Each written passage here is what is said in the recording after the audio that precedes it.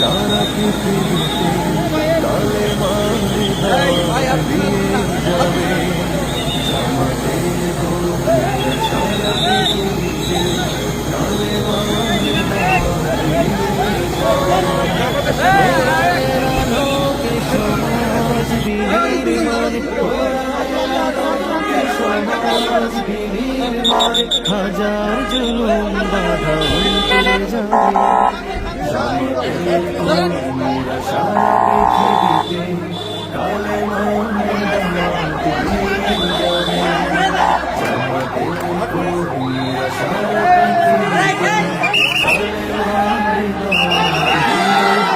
সারা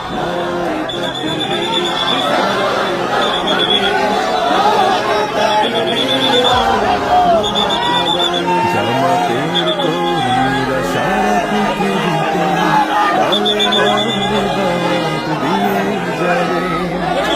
দাওয়াত দিয়ে যাবে। জামাতের কর্মীরা সারা পৃথিবীতে কালেমার দাওয়াত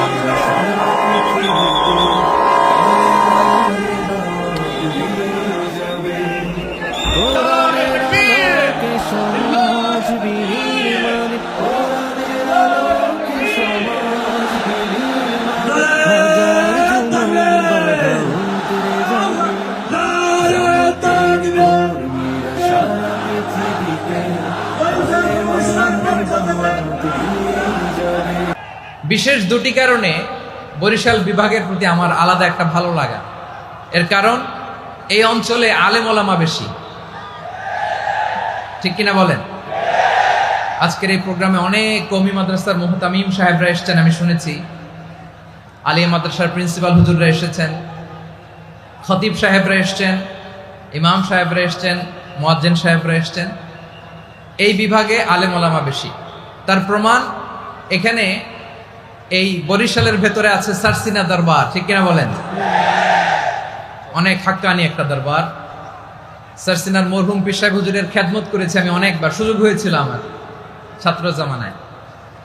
তো ওনাদের মাদ্রাসা কেন্দ্রিক অনেক খেদমত, আলহামদুলিল্লাহ।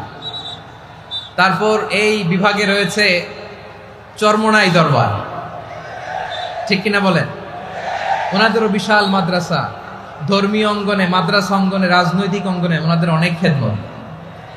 তারপরে এখানে আছে ঝালকাঠি এনএস কামিল মাদ্রাসা।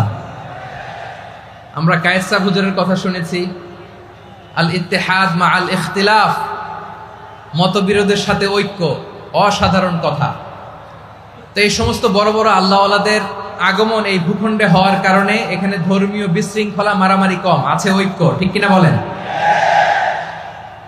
বরিশাল বিভাগের প্রতি আমার বিশেষ ভালোবাসার এটা একটা কারণ। 2 নম্বর কারণ হচ্ছে আমি ঢাকাতে যে মাদ্রাসায় পড়াশোনা করেছি, দারুন নাজাত সিদ্দিকিয়া কামিল মাদ্রাসা, আমার মাদ্রাসার শিক্ষক মন্ডলীর অধিকাংশ হচ্ছে এই বরিশালের, আলহামদুলিল্লাহ। আমাদের শ্রদ্ধেয় প্রিন্সিপাল হুজুর আখম আবু বকর সিদ্দিক হাফিজাহুল্লাহ ওয়া রাআহ, উনি এলাকার সহ পুরো দারুন নাজাত মাদ্রাসার অধিকাংশ আসাতাজা ইকরাম এই ভূখণ্ডের, এই অঞ্চলের হওয়ার কারণে ছোটবেলা থেকেই বরিশালের প্রতি আমার একটি ভালোবাসা। তো আমি অন্তরের অন্তঃস্থল থেকে আবারও শুভেচ্ছা জানাতে চাই। আমি আমাদের অনেক ভাইদেরকে দেখতে পাচ্ছি, আপনারা বসার জায়গা পাননি, দাঁড়িয়ে আছেন এবং খুবই নিশ্চুপ, শান্ত, সুশৃঙ্খল। The people of Barishal, they are very smart, আলহামদুলিল্লাহ, মাশাআল্লাহ। এবং শ্রোতা যাদেরকে দেখতে পাচ্ছি, বেশিরভাগের বয়স 15 থেকে 25। জেনজি, যেখানেই যাই জেনজি আমারে ছাড়ে না, মাশাআল্লাহ। এরাই আগামীর বাংলাদেশ, এরাই বাংলাদেশ। এদের হাতেই নিরাপদ আমার লাল সবুজের পতাকা, এদের হাতেই নিরাপদ আমার 56,000 বর্গ মাইলের প্রতিটি ইঞ্চি মাটি।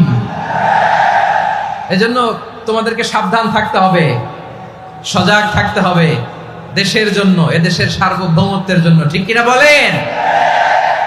আমার প্রিয় ভাইরা, আপনারা এখন যেমনি নিশ্চুপ, নীরব, very quiet and calm, discipline, I like it, I love it. শেষ পর্যন্ত আপনারা এরকম নিশ্চুপ, নীরব, নিস্তব্ধ, নিঝুম থাকবেন তো আপনারা? মাশাআল্লাহ। আমি খুব লম্বা চূড়া সময় নেব না, অনেক আলোচনা হয়েছে, আমি পাশেই ছিলাম। আমি দুপুরেই চলে এসেছি, আমি শুনছিলাম আলোচনাগুলো, অসাধারণ আলোচনা হয়েছে। আসলে আলোচনা হওয়া দরকার অল্প, ইবাদত আর আমল হওয়া দরকার বেশি, ঠিক কিনা? কিয়ামতের একটা আলামত হচ্ছে খুতাবুকুম তাওয়িলা ওয়া সালাওয়াতুকুম কাসীরা। কিয়ামতের আগে আমাদের বক্তব্য হয়ে যাবে লম্বা। Your speech will be longer and your salah will be very shorter. বক্তব্য হবে লম্বা, সালাত হবে খাটো। এই নমুনা বর্তমানে আছে না নাই? ঘন্টার পর ঘন্টা, তাও তৃপ্তি মিটে না। অনেক জায়গায় রাত পর্যন্ত, মিডনাইট পর্যন্ত, মধ্যরাত পর্যন্ত আলোচনা হয়। এটা ঠিক নয়। বক্তব্য হবে একেবারে gist, cream of the creams, একেবারে ক্রিম কথাটা আলোচক উপস্থাপন করবেন। হেদায়েত দেওয়ার মালিক কে? ইন্নাকা লা তাহদি মান আহবাবতা ওয়ালাকিন্নাল্লাহা ইয়াহদি মান ইয়াশা। নবী হে, আপনি চাইলেই কাউকে হেদায়েত দিতে পারবেন না। হেদায়েত দেওয়ার মালিক কে? প্রিয় ভাইরা, আমি শুরুতেই দেখতে চাই যে আপনারা বরিশাল বিভাগের কে কোন জেলা থেকে আসলেন, এটা একটু জেনে খোঁজখবর নিয়ে আমি আলোচনা শুরু করবো ইনশাআল্লাহ বিইذنিল্লাহ।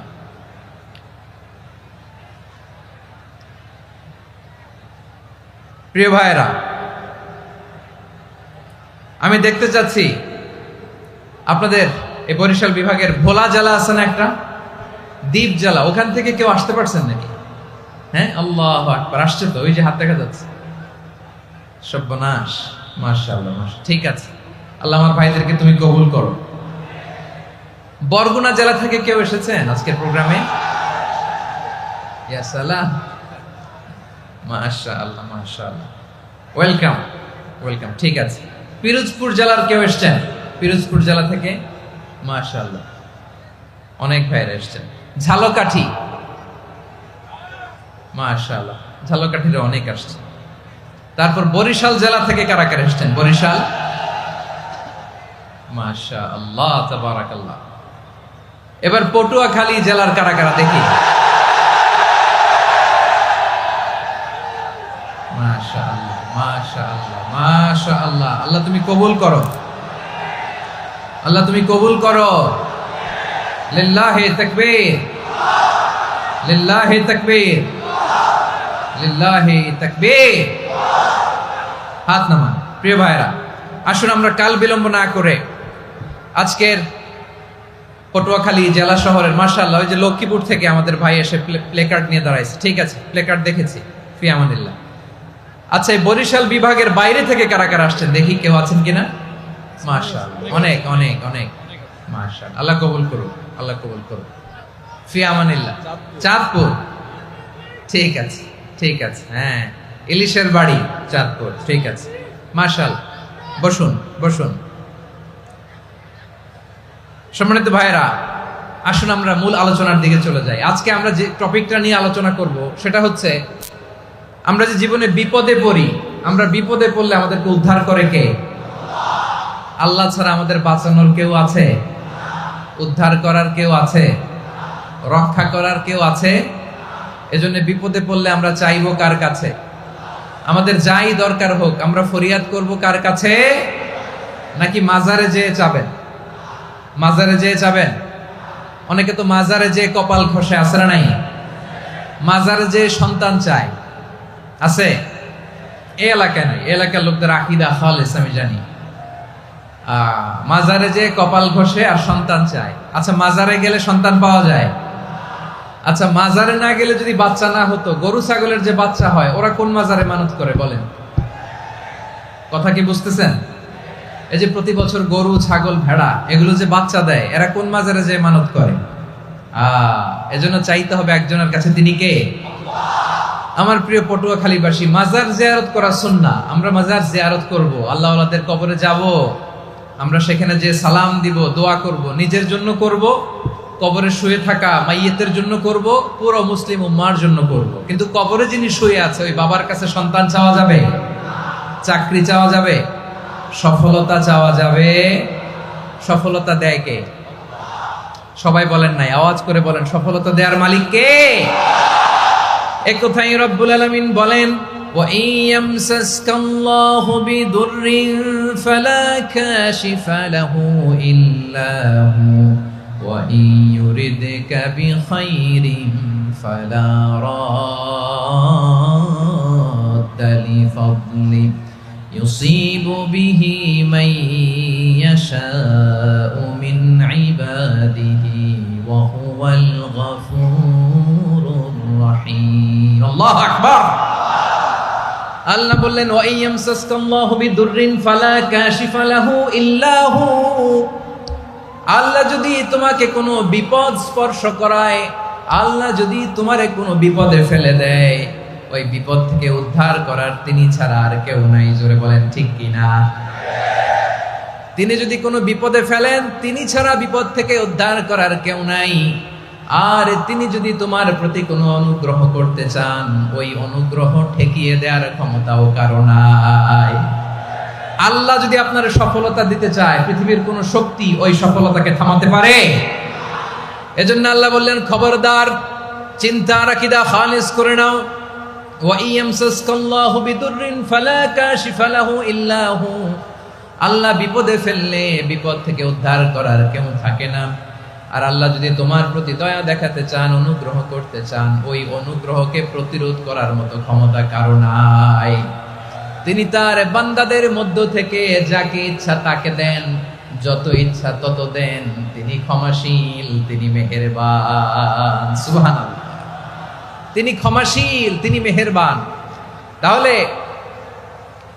এই আয়াত থেকে আমরা বুঝতে পারলাম, আমরা যদি বিপদে পড়ি আমাদেরকে কেউ বাঁচাতে পারে না। আমার বাবা আমারে বাঁচাতে পারে? হ্যাঁ? আমার মা আমাকে বাঁচাতে পারে? আমার বন্ধু আমারে বাঁচাতে পারে? আমার দলের কর্মী আমাকে বাঁচাতে পারে? আমার পীর সাহেব আমারে বাঁচাতে পারে? আমার পটুয়াখালীর ভাইয়েরা খেয়াল রাখবেন, বাঁচাতে পারে এক মহান সত্তা, উদ্ধার করতে পারে এক মহান সত্তা। চিৎকার করে বলুন, তিনি কে? আবার আল্লাহ বললেন, আম্মাই ইউজিবুল মুযতাররা ইযা দাআহু ওয়া ইয়াকশিফুস সুআ ওয়া ইয়াজআলুকুম খুলাফাআল আরদ আইলাহুম মা'আল্লাহ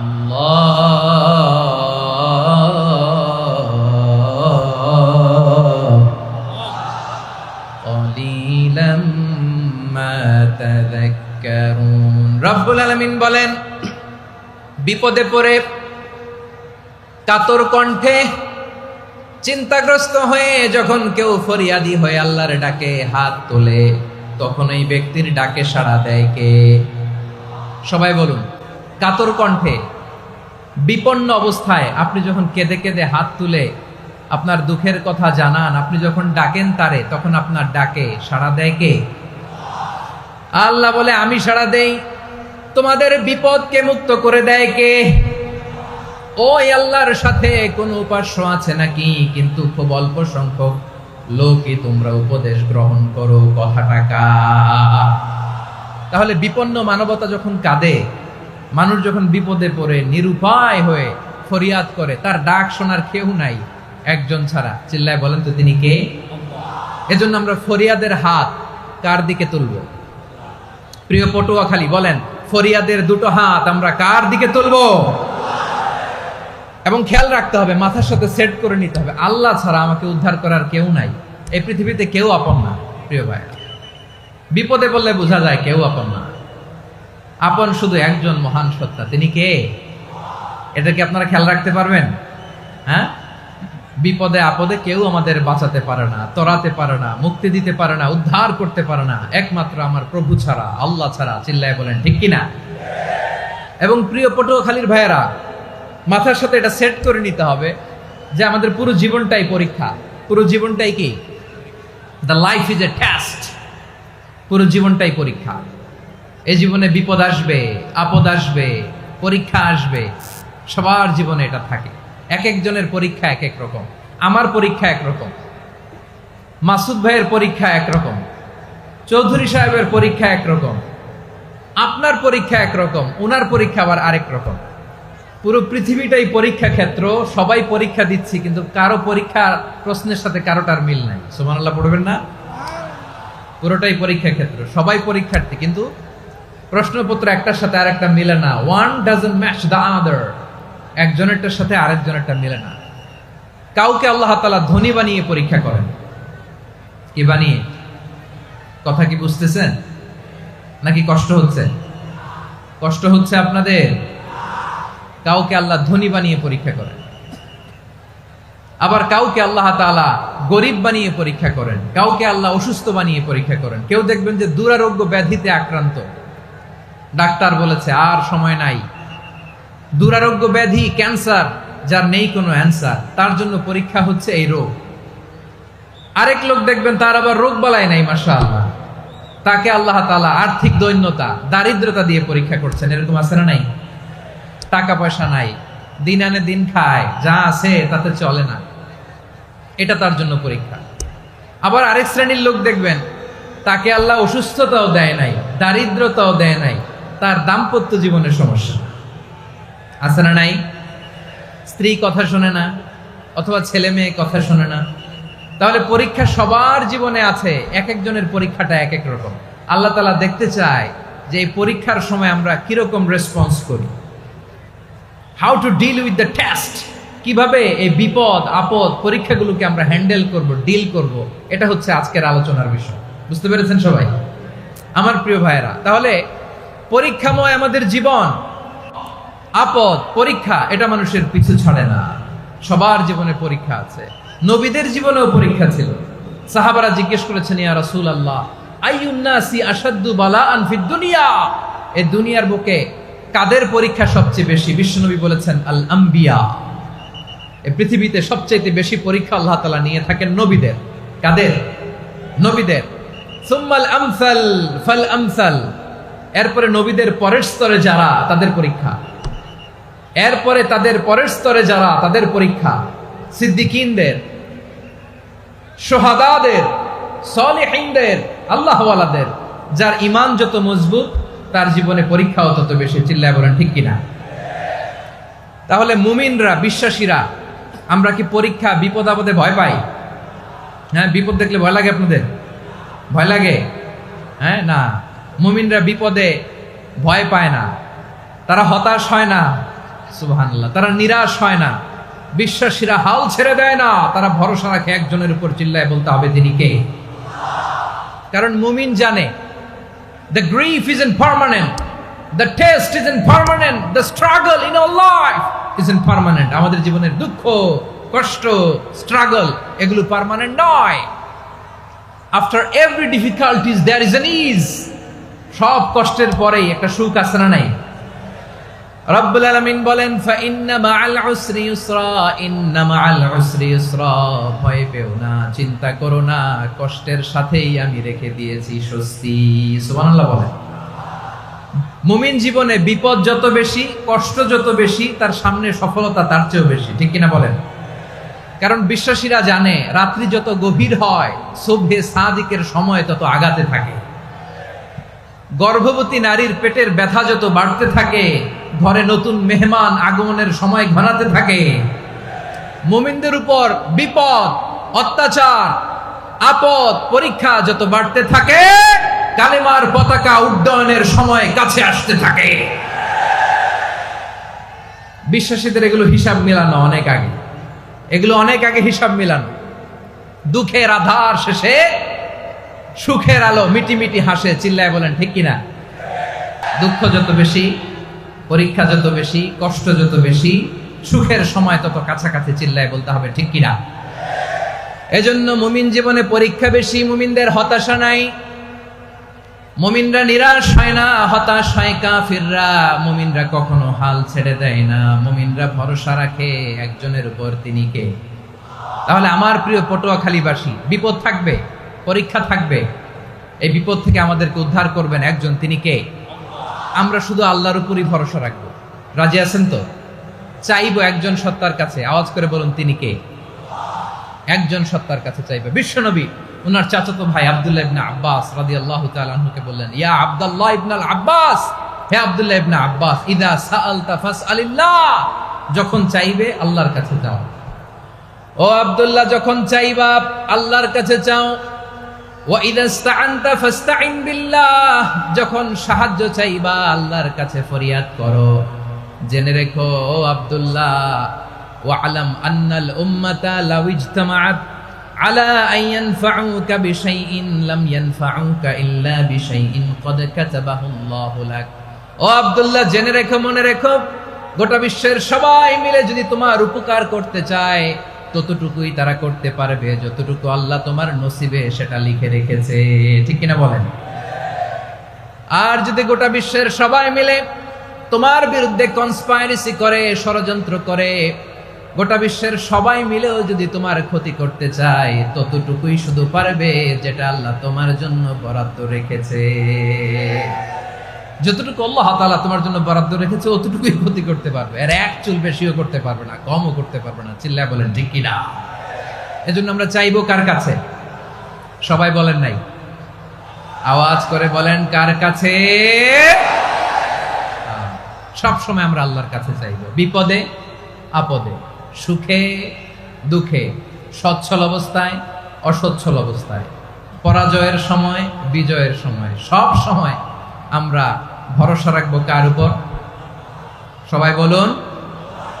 একদল লোক আছে যারা বিপদে পড়লে আল্লাহরে ডাকে, আছে না নাই? পটুয়াখালীতে মাশাআল্লাহ নাই। বিপদ আসলে আল্লাহরে ডাকে, বিপদ নাই আল্লাহ নাই। বিপদে পড়লে নামাজ পড়ে, বিপদও নাই নামাজও নাই। বিপদে পড়লে জিকির করে, বিপদ যখন চলে যায় ওদের জিকিরও বন্ধ হয়ে যায়। এরকম আছে না নাই? কিছু লোক দেখবেন পরীক্ষা আসলে নামাজ পড়ে, আছে আছে। জেনজি আওয়াজ করো, এরকম আছে? এই কমন পড়ে গেছে, কমন পড়ছে। দেখবেন পরীক্ষার সময় নামাজ পড়ে, পরীক্ষাও নাই নামাজও আছে। এরকম কিছু লোক আছে অসুস্থ হলে আল্লাহরে বড্ড ভালোবাসে, আল্লাহরে খুব ডাকে। অসুস্থ হইলে অসুস্থতাও নাই, আল্লাহ স্মরণও নাই। দেখবেন কিছু লোক নির্বাচন আসলে খুব আল্লাহওয়ালা হয়ে যায়,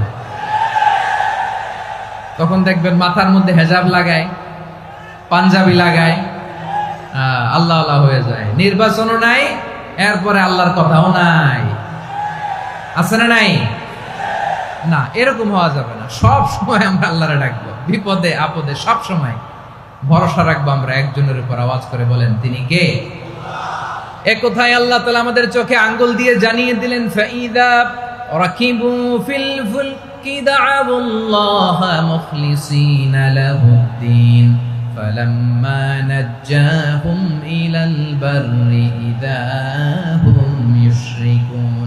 আল্লাহ বলে একদল লোক আছে, তারা যখন নৌযানে চড়ে, জলযানে চড়ে, সাগরের মধ্যে যখন জাহাজে চড়ে, লঞ্চে চড়ে, তারা যখন তুফানের সম্মুখীন হয় তখন তারা আল্লাহরে বড্ড বেশি ডাকে, একান্ত ভাবে ডাকে, বিশুদ্ধ চিত্তে ডাকে। আবার তুফান থেকে তাদেরকে সেফ জোনে নিয়ে, নিরাপদ জোনে নিয়ে যখন বন্দরে আমি আল্লাহ তাদেরকে ভিড়িয়ে দেই, ওই লোকগুলো আবার আমি আল্লাহর সাথে শিরিক করে। এরকম আছে না নাই? জাহাজে উঠছে, সাগরের মাঝখানে তুফান, ওই সময় দেখবেন আল্লাহ কারে কয়। এই কথা তো আপনাদেরকে বোঝানো সহজ, আপনারা তো নদীর দেশের মানুষ। লঞ্চে চড়েন নাই কারা কারা? দেখি, লঞ্চে চড়ছেন? হ্যাঁ, লঞ্চে চড়ে নাই এরকম একজনও নাই এখানে। আচ্ছা, লঞ্চে উঠছেন কে কে? দেখি। মাশাআল্লাহ মাশাআল্লাহ মাশাআল্লাহ, ঠিক আছে, আপনাদের বোঝানো সহজ। আচ্ছা, লঞ্চে উঠে তুফানের সম্মুখীন হয়েছেন, জলোচ্ছ্বাস, সবাই? মাশাআল্লাহ। তো এই ওয়াজ তো আপনাদের মুখস্থ, ঠিক কিনা বলেন? আমার বলার দরকার নাই, বলেন। মাঝ নদী, তুফান, জলোচ্ছ্বাস, জলের মধ্যে উচ্ছ্বাস, ঢেউ, টর্নেডো, সাইক্লোন, মেঘের ঘনঘটা, পরিবেশ ঘুটঘুটে অন্ধকার, লঞ্চ একবার এদিকে আরেকবার ওইদিকে, ভিতরে কি অবস্থা হয় বলেন তো? হ্যাঁ, তখন মুসলিমও আল্লাহরে ডাকে, হিন্দু আল্লাহরে ডাকে, ঠিক কিনা বলেন? আস্তিক আল্লাহরে ডাকে, নাস্তিক আল্লাহরে ডাকে, ঠিক কিনা? লঞ্চের ভেতর, স্টিমারের ভেতর কান্নারে রোল পড়ে যায়, চিৎকারের রোল পড়ে যায়, সবার মুখ দিয়ে শুধু একটা আওয়াজ, লা ইলাহা ইল্লাল্লাহ, লা ইলাহা। লা ইলাহা সুবহানাল্লাহ আলহামদুলিল্লাহ লা ইলাহা আল্লাহ নামের জিকির করবে যারা আল্লাহর কাছে প্রিয় তারা আল্লাহর কাছে প্রিয় যারা জান্নাতে প্রবেশ করবে তারা জোরে লা ইলাহা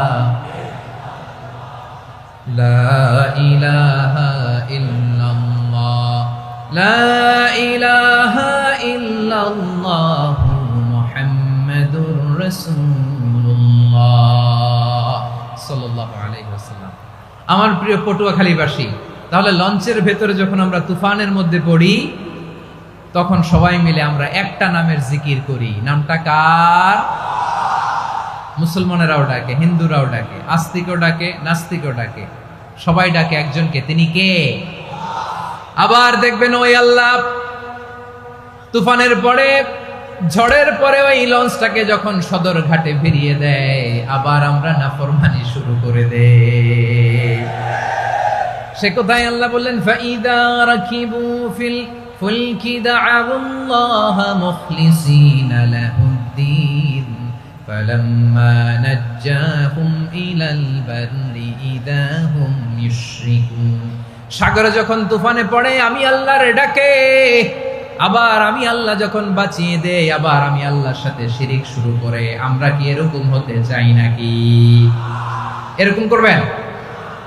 হ্যাঁ না, আমরা তুফানে পড়লেও আল্লাহরে ডাকি, আবার বাঁচায় দেওয়ার পরেও ডাকি কারে? আল্লাহকেই ডাকি। বিমানের মধ্যে মাঝে মাঝে দেখবেন যে এয়ার টার্বুলেন্স হয়, জানেন? এয়ার টার্বুলেন্স জানেন তো? মাঝে মাঝে বিমানটা বাউন্সিং করে, বাম্পি, ভেরি বাম্পি ওয়েদার। শোনেন নাই? 40,000 ফিট উপরে যখন থাকে তখন পাইলট মাঝে মাঝে বলে, dear passengers, ladies and gentleman, right now we are flying 40,000 feet above the ground and we are passing very air turbulence, very heavy air turbulence right now. Please fasten your seat belt. দেখবেন মাঝে মাঝে বলে যে, ভদ্র মহিলা, ভদ্র মহোদয়গণ, আমরা 40,000 ফিট উপর দিয়ে যাচ্ছি আর এয়ার টার্বুলেন্স ফেস করছি, মেহেরবানি করে আল্লাহর রাস্তে সিট বেল্ট বাঁধুন। তখন বিমানটা এরকম বাউন্সিং করে, শেকিং করে। আপনারা মুখোমুখি হয়েছেন? ইদানিং এই এয়ার টার্বুলেন্স বেড়ে গিয়েছে। গত বছর আমার ইন্টারন্যাশনাল অনেকগুলো ফ্লাইট ছিল, তো আমি দেখলাম যে আগের ফ্লাইটগুলোর তুলনায় এখন এয়ার টার্বুলেন্স খুব বেশি। আমি একটু রিসার্চ করে দেখলাম, ক্লাইমেট চেঞ্জের কারণে, জলবায়ু পরিবর্তনের কারণে আকাশের বাতাসের মুভমেন্টে পরিবর্তন হয়েছে, ফলে এখন বিমান শেকিং করে বেশি, বাউন্সিং, বাম্পি ওয়েদার। তো বলেন তো, 40,000 ফিট উপরে যখন আপনি, কয় হাজার ফিট? সবাই বলুন কয় হাজার ফিট? 40,000 ফিট উপরে যখন আপনি, তখন যখন বিমানটা এরকম বাউন্সিং করে, সবাই যখন ভমিটিং করে বিমান নষ্ট করে দেয়, বমি করে, তখন বাঁচানোর কে আছে আল্লাহ ছাড়া? কেউ আছে? ওই মুহূর্তেও সবাই মিলে একজনের ডাকে আওয়াজ করে বলেন, তিনি কে? মাঝে মাঝে কিছু সোশ্যাল মিডিয়ায় কিছু ভিডিও পাওয়া যায় যে হেভি যখন এয়ার টার্বুলেন্স হয়, 10 সেকেন্ড 15 সেকেন্ডের কিছু ভিডিও পাওয়া যায়, বিমানটা এরকম বাউন্সিং করছে, বাম্পি ওয়েদার, কাঁপছে, মানুষগুলো বমি করছে, অক্সিজেন মাস্কগুলো সব ঝুলে পড়েছে, বিমানটা শুধু কাঁপছে। তখন দেখবেন বিমানের ভেতরেও এরকম লঞ্চের মতো চিৎকার আছে না নাই? বিমানের ভেতরেও তখন চিৎকার। গত বছর হিথ্রো এয়ারপোর্ট থেকে সিঙ্গাপুর এয়ারলাইন্সের একটা ফ্লাইট, হিথ্রো টু চাঙ্গি, একটা ফ্লাইটে এমন বেশি এয়ার টার্বুলেন্সের শিকার হয়েছিল ওই এয়ারক্রাফটটা, 33 জন যাত্রী সেখানে আহত হয়েছে, একজন যাত্রী নিহত হয়েছে। কেবিন ক্রুজ, এয়ার হোস্টেস যারা আছে, একজনের নাক ফেটে, চোখ ফেটে, কপাল ফেটে, ব্লিডিং হয়ে শয়লা। প্রিয় ভাইয়েরা, ওই 40,000 ফিট উপরে বিমানটা যখন কাঁপবে, তখন আমাদেরকে আল্লাহ ছাড়া আর কেউ বাঁচানোর আছে? এত আস্তে বললে হবে? ওই কঠিন মুহূর্তে আমার বাবা আমারে বাঁচাতে পারে, আমার বন্ধু আমারে বাঁচাতে পারে। এই গ্রাউন্ডে, জমিনের বুকে আমার প্রোটোকল, আমার ক্ষমতা, আমার দাম্ভিকতা, কোনো কিছু আমারে বাঁচাতে পারে? একজন ছাড়া। চিল্লায় বলতে হবে, তিনি কে? সে আল্লাহ বললেন, গোলাম আমি বিপদের সময় ঠিকই তোমাদের বাঁচিয়ে দেই। ওই বিমানের ভেতরে 40,000 ফিট উপরে যখন তোমরা এয়ার টার্বুলেন্সের শিকার হও, তখন নাস্তিকও আল্লাহরে ডাকে, হিন্দু আল্লাহরে ডাকে। জোরে বলেন ঠিক কিনা? আবার বিমানটা যখন শান্ত হয়ে যায়, একটু পরেই বিমানের স্ক্রিনের মধ্যে হিন্দি সিনেমা খোঁজে।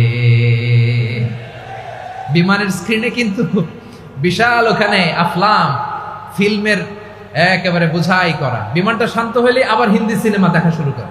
একটু আগে ডাকছিল কারে কারে? দেখবেন বাংলাদেশে আমাদের ক্রিকেটাররা যখন অন্য কোনো দেশের সাথে খেলে, অনেক সময় এমন হয় বল বাকি একটা, রান দরকার 6টা। বল বাকি কয়টা? পটুয়াখালী বুঝে নাই বোধহয়। বল বাকি কয়টা? রান দরকার। আপনি দেখবেন ক্যামেরাম্যান তখন গ্যালারিতে খালি দেখায় দর্শকদের যে কি অস্থিরতা। হিপ হপ স্টাইলের মেয়েটা, যে মেয়েটার ওড়না এতক্ষণ ছিল গলায়, এতক্ষণ কইছিল, ওই মেয়েটা দেখবেন ওড়নাটা টেনে মাথায় দিয়ে এরকম মুনাজাত ধরতেছে, আল্লাহ আল্লাহ, একটা সক্কা, আল্লাহ আল্লাহ, আমার লাল সবুজের পতাকারে তুমি অপমানিত কইরো না আল্লাহ, ইন্ডিয়ার সাথে আমাদের খেলা আল্লাহ আল্লাহ, একটা সক্কা, একটা একটা। পুরো পুরো খেলা জুড়ে এই মেয়ের ওড়না ছিল গলায়, কিন্তু যখন 1 বলে 6 রান দরকার, ওড়না চলে আসছে কোথায়? মাথায়। আবার মুনাজাত আছে না নাই? ঠিকই বাংলাদেশের দামাল ছেলে এমন এক শট মারলো, বল চলে গেল স্টেডিয়ামের বাইরে, ছক্কা, জিতে গেলাম আমরা। পুরো স্টেডিয়াম জুড়ে চিৎকার, হই হুল্লোড়, মৌজ মাস্তি। যেই মেয়েটা মাথার মধ্যে ওড়না দিয়ে এতক্ষণ সুবহানাল্লাহ সুবহানাল্লাহ বলে আল্লাহর কাছে দোয়া করেছে, ওই মেয়ে এখন আবার ওড়না ফেলে দিয়ে নাচা শুরু করে দিয়েছে। তাহলে আল্লাহর ভয়, আল্লাহর প্রতি আস্থা, বিশ্বাস, ভালোবাসা, এটা কি ক্ষণিকের জন্য? মানে আমার যখন লাগবে তখন আল্লাহরা ইউজ করবো নাকি? হ্যাঁ, বিপদে আপদে, সুখের সময় দুঃখের সময়, সচ্ছল অসচ্ছল অবস্থায় বিশ্বাসীরা ভরসা রাখে একজনের উপর। চিৎকার করে বলো, পটুয়াখালী তিনি কে? সে আল্লাহ বললেন, গোলাম মনে করো না জাহাজ থেকে সদরঘাটে ভিড়িয়ে দিলাম তুমি নিরাপদ হয়ে গেছো। মনে করো না 40,000 ফিট থেকে সেফ ল্যান্ডিং এর পরে এয়ারপোর্টে নেমে গেলেই তুমি নিরাপদ হয়ে গেছো। ও মিয়া, বিপদ কি শুধু সাগরে আর আকাশে? ঘরের বিপদও, ঘরের ভেতরও বিপদ আসতে পারে কি পারে না? এজন্য সূরা মুলক আল্লাহ বললেন, আমিনতুম মান ফিস সামাই আন ইয়াখসিফা বিকুমুল আরদা ফাইদা হিয়া তামুর। তোমরা কি ভাবছো তোমরা নিরাপদ? সাগরের মধ্যে তুফান, আল্লাহ আল্লাহ ডাকলাম, সদরঘাটে যেয়ে পড়ছি, বাইসে গেছেন তো আপনি। আর পাবে আপনারে আল্লাহ? আল্লাহরে তো সাগরের মাঝখানে তো আল্লাহ আপনারে পাইছিল, আর তো পাবে না। আর পাবে আপনারে? আর আল্লাহ ধরতে পারবে আপনারে? ঘরের ভেতরও বিপদ দিয়ে আটকাতে পারে কে? 5 স্টার 7 স্টার হোটেলের ভেতরও আমাকে বিপদের মধ্যে ফেলে দিতে পারেন কে? আল্লাহ বললেন, তোমরা কি ভেবেছো তোমরা নিরাপদ? আমি চাইলে ল্যান্ডস্লাইডস, ভূমি ধস দিয়ে 1 লক্ষ 1 মুহূর্তে নিয়ে যেতে পারি। এক সুনামি দিয়ে থাপ্পড় মেরে 3 লক্ষ সাগরের ভেতরে ঢুকায় দিতে পারি। 1 সেকেন্ডও লাগে না আমার। أم أمنتم من في السماء أن يرسل عليكم حاصبا فستعلمون كيف نذير। আল্লাহ চাইলে আকাশ থেকে পাথর বৃষ্টি নাজিল করতে পারেন কি পারেন না? এই মুহূর্তে এখানে ভূমিকম্প দিতে পারেন কি পারেন না? আচ্ছা, ভূমিকম্প যখন হয় আমাদের কারো হুঁশ থাকে? আপনি মনে করছেন আমরা সাধারণ মানুষ, আমরা দৌড় দেই, আর প্রেসিডেন্ট প্রধানমন্ত্রী ওনারা বুঝি খাটে শুয়ে থাকে? কথা বুঝে নাই বোধহয়। ভূমিকম্প, আর্থকোয়েক যদি হয়, বাঁচার জন্য আমরা কি করি? হয় খাটের তলায়, ডাইনিং টেবিলের নিচে, উপরে শক্ত কিছু আছে এটার নিচে, অথবা ঘর থইয়া দেও দৌড়। তো প্রধানমন্ত্রী উনি কি করে? প্রেসিডেন্ট উনি কি করে? হ্যাঁ, উনি খাটের মধ্যে যে শুয়ে থাকে নাকি? উনিও দৌড়, সাধারণ মানুষও দৌড়, প্রধানমন্ত্রীও দৌড়, বাড়িওয়ালাও দৌড়, ভাড়াটিয়াও দৌড়, সবাই দৌড়। নাকি ভাড়াটিয়ারা বাড়ি থুইয়া দৌড়, বাড়িওয়ালারা আর বেরোয় না? এরকম না। তাহলে যে কোনো মুহূর্তে ভূমিকম্প দিয়ে নাস্তানাবুদ করতে পারে কে? আমার প্রিয় ভাইয়েরা, আমরা নিরাপদ নই, আমরা তার দয়ায় বেঁচে আছি। কার দয়ায়? এজন্য আল্লাহ বললেন, গোলাম যে কোনো মুহূর্তে বিপদ দিয়ে তোমাদেরকে নাস্তানাবুদ করতে পারি। বিশ্বাসী বলে যদি নিজেকে দাবি করো, সব সময় ডাকতে হবে একজন সত্তাকে। বলেন তিনি কে? এই কথা ক্লিয়ার? এই সবগুলো উদাহরণ শেষে সবার কাছে ক্লিয়ার হয়েছে না যে বিপদ থেকে, আপদ থেকে, পরীক্ষা থেকে, ক্যালামিটি থেকে আমাদেরকে কেউ বাঁচাতে পারে না একজন সত্তা ছাড়া। আবারও বলেন তো তিনি কে? ক্লিয়ার? হ্যাঁ, সবাই বুঝতে পারছেন? আচ্ছা, এবার আমরা দেখি বিষ্ণু ঈসা ইসলামের জীবনে বিপদ আপদ ছিল কিনা। উনি বিপদ আসলে কিভাবে ডিল করতেন, বিপদ আসলে কোন দোয়া পড়তে হয়, কিভাবে ফরিয়াদের হাত উত্তোলন করতে হয়, কিভাবে রবের দরবারে নতজানু হয়ে ফরিয়াদ করতে হয়, এটা জানার দরকার আছে না নাই? আসুন আমরা বিষ্ণুনবীর জীবনী থেকে দেখি বিপদ আসলে উনি কি করতেন। বিপদ আসলেই প্রথমে বিষ্ণু ঈসা ইসলাম একটা দোয়া পড়তেন। কি পড়তেন? তিনি পড়তেন ইন্না লিল্লাহি ওয়া ইন্না ইলাইহি রাজিউন। নিশ্চয় আমরা আল্লাহর জন্য, নিশ্চয় আমরা কার দিকে ফিরবো ভাই? আবার কার দিকে ফিরবো? আওয়াজ করে বলুন তো, আমরা এসেছি কার কাছ থেকে, আবারও ফিরে যাব কার কাছে? এজন্য বিষ্ণুই পড়ছেন ইন্না লিল্লাহি ওয়া ইন্না ইলাইহি রাজিউন। নিশ্চয় আল্লাহর জন্য, ওই আল্লাহর দিকেই আমরা ফিরে যাব। তারপরে বিষ্ণুই পড়তেন আল্লাহুম্মা আজুরনি ফি মুসিবাতি ওয়াখলুফ লি খায়রাম মিনহা। একসাথে প্রথমে পড়তেন ইন্না লিল্লাহি ওয়া ইন্না ইলাইহি রাজিউন, তারপর পড়তেন আল্লাহুম্মা আজুরনি ফি মুসিবাতি ওয়াখলুফ লি খায়রাম মিনহা। মানে আল্লাহ, এই যে আমি বিপদে ধৈর্য ধারণ করলাম, এটার সব তুমি আমারে দাও, আর যেটা হারালাম এর চেয়ে ভালো কিছু দিয়ে মেকআপ করে দিও, ভালো কিছু দিয়ে বদল করে দিও। সুবহানাল্লাহ পড়েন। তাহলে বিপদ আসলে আমরা কি পড়ব? কথা বলেন। এই যে আমি শুয়েছিলাম, নাশিদ গাচ্ছিল ওরা, এদেশে পরস্পরে দেখা হলে দেয় সালাম, এদেশে আমজনতার হৃদয় জুড়ে পাকালাম, এদেশে বিপদ এলে সর্বজনে সর্বক্ষণে দোয়া পড়ে ইন্না লিল্লাহ। কি পড়ে? সুবহানাল্লাহ সুবহানাল্লাহ সুবহানাল্লাহ সুবহানাল্লাহ। এদেশে আজান শুনে সূর্য ওঠে শহর গ্রামে, এদেশে আজান শুনে সূর্য ডুবে সন্ধ্যা নামে, এদেশে সকল কাজে সবাই বলে বিসমিল্লাহ, এদেশে ভালো কিছু দেখে শুনে হাসি মুখে সবাই বলে মাশাআল্লাহ। সুবহানাল্লাহ পড়েন। তাহলে বিপদ এলে আমরা কি পড়ি? কথা বুঝলে সবাই উত্তর দিতে হবে। বিপদ এলে কি পড়ি? তাহলে বিপদ এলেই আমরা এখন থেকে ইন্না লিল্লাহ পড়বো, নাকি হাই হুতাশ করবেন? একদল আছে হাই হুতাশ করে, হায় আল্লাহ রে মোর কি হইল রে, মুই কি হরমু রে, মুই কমবে জামু রে। আছে না নাই? এরকম বিলাপ করতে নিষেধ করেছেন বিশ্বনবী। কি করব, কই যাব, কি হবে, হায় হায়, এরকম হাহুতাশ আছে না নাই? বিশ্বাসীরা হাহুতাশ করে না, তারা ইন্না লিল্লাহ পড়ে। কি পড়ে মনে থাকবে? আমরা পড়বো ইন্না লিল্লাহি ওয়া ইন্না ইলাইহি রাজিউন। নিশ্চয়ই আমরা আল্লাহর জন্য, আমরা আল্লাহর দিকেই ফিরে যাব। এরপর পড়বো আল্লাহুম্মা আজুরনি ফি মুসিবাতি ওয়াখলুফ লি খায়রাম মিনহা। আল্লাহ, আমি যে বিপদে ধৈর্য ধারণ করলাম এটার সওয়াব দিও, আর যা হারালাম তার চেয়ে ভালো কিছু দিয়ে বদল করে দিও। সুবহানাল্লাহ পড়েন। বিশ্বনবীর হাদিস শুনলেন উম্মে সালামা রাদিয়াল্লাহু তাআলা আনহা। ওনার স্বামী হলো আবু সালামা। মজার ঘটনা খেয়াল করে শুনেন আমার প্রিয় কলিজার টুকরা ভাইয়েরা। কানগুলো খরগোশের কানের মতো খাড়া করে আমার দিকে তাকান। সাইয়্যিদাতুনা উম্মে সালামা রাদিয়াল্লাহু তাআলা আনহা, ওনার স্বামীর নাম আবু সালামা। শ্রেষ্ঠ দম্পতি, শ্রেষ্ঠ ফ্যামিলি। প্রথমে হিজরত করেছিলেন হাবাসায়, পরে হিজরত করেছেন মদিনায়। উহুদ যুদ্ধের পরে ওনার স্বামী আবু সালামা ইন্তেকাল করলো, শহীদ হলো। সুবহানাল্লাহ পড়েন। যখন আবু সালামা ইন্তেকাল করলো, উম্মে সালামা রাদিয়াল্লাহু তাআলা আনহা কেঁদে কেঁদে হয়রান। আর নবীর শিখানো বাণী অনুযায়ী তিনি বারবার পড়ছিলেন ইন্না লিল্লাহ। কি পড়ছিলেন? মুই কই যামু, কি হরমু, এগুলো বলে নেই। কি বলছে? ইন্না লিল্লাহ। যেহেতু বিশ্বনবী বলেছেন কেউ যদি বিপদের প্রথম ধাক্কায় পড়ে ইন্না লিল্লাহি ওয়া ইন্না ইলাইহি রাজিউন, আল্লাহুম্মা আজুরনি ফি মুসিবাতি ওয়াখলুফ লি খায়রাম মিনহা, তাহলে এই বিপদে যে সে যা হারালো তার চেয়ে শ্রেষ্ঠ কিছু দিয়ে আল্লাহ তার বদল দিয়ে দিবে।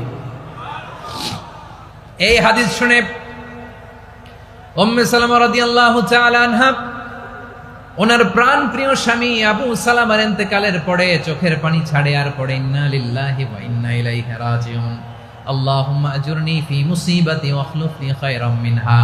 বারবার এই দোয়া পড়ে চোখের পানি ছাড়ে, এই দোয়া পড়ে চোখের পানি ছাড়ে, আর মনে মনে বলে আবু সালামার মতো ভালো মানুষ মদিনাতে নাই, আবু সালামার চেয়েও ভালো মানুষ মদিনাতে নাই, তার চেয়ে ভালো মানুষ কি করে আল্লাহ তাআলা আমারে দিবে, তার চেয়ে ভালো মানুষ তো আমি মদিনাতে দেখি না। চোখের পানি দিয়ে বুক ভাসায় আর নবীর হাদিসের উপর আমল করে পড়ে ইন্না লিল্লাহি ওয়া ইন্না ইলাইহি রাজিউন, ইন্না লিল্লাহি ওয়া ইন্না ইলাইহি রাজিউন। পড়তে পড়তে চোখের পানি ছাড়ে আর চিন্তা করে বিশ্বনবী বললেন, এই দোয়া পড়লে যেটা হারালাম তার চেয়ে ভালো কিছু দিয়ে আল্লাহ পুরস্কার দেয়। আবু সালামার চেয়ে ভালো মানুষ মদিনার মধ্যে আর কে হতে পারে? কি আজীব তামাশা, কি অবাক করা ঘটনা। কিছুদিন পরে দেখা গেল সাইয়্যিদুল মুরসালিন রাহমাতাল লিল আলামিন স্বয়ং বিশ্ব নবী উম্মে সালামাকে বিয়ের প্রস্তাব পাঠিয়েছে। স্বয়ং বিশ্ব নবী উম্মে সালামা রাদিয়াল্লাহু তাআলা আনহাকে বিয়ের প্রস্তাব পাঠিয়েছেন। উনি রাজি হয়ে গেলেন, বিয়ে হয়ে গেল, উনি হয়ে গেলেন উম্মুল মুমিনিন, আমাদের মা, পুরো মুসলিম উম্মার মা। চিৎকার করে বলেন আল্লাহু আকবার। তাহলে আমার প্রাণ প্রিয় ভাইয়েরা, বিপদে পড়লে আমরা পড়বো ইন্না লিল্লাহি ওয়া ইন্না ইলাইহি রাজিউন আল্লাহুম্মা আজুরনি ফি মুসিবাতি ওয়া আখলুফনি খায়রাম মিনহা। পড়বেন? পড়বেন না? যারা যারা বিপদ আসলে এই দোয়াটা পড়বেন এখন থেকে আওয়াজ করে ইনশাআল্লাহ বলেন। যা হারাইছেন তার চেয়ে শ্রেষ্ঠ জিনিস দিয়ে বদলা দিবে কে? বিশ্বাস হয়?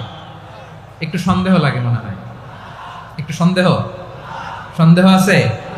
যাদের বিশ্বাস হবে তাদের কি আল্লাহ উত্তম বদলা দিবে, ঠিক কিনা বলেন? তাহলে বিপদে পড়লেই প্রথমে আমরা এটা পড়ব। দোয়াগুলো যদি এখন মুখস্থ না হয়, এই যে রেকর্ডিং হচ্ছে, পেয়ে যাবেন, কালকেই পেয়ে যাবেন। শুনে শুনে মুখস্থ করবেন। আমার মায়েরা, আমার বোনেরা, আপনাদের জন্য 3টি মাঠের অ্যারেঞ্জমেন্ট করা হয়েছে, আমি জানি।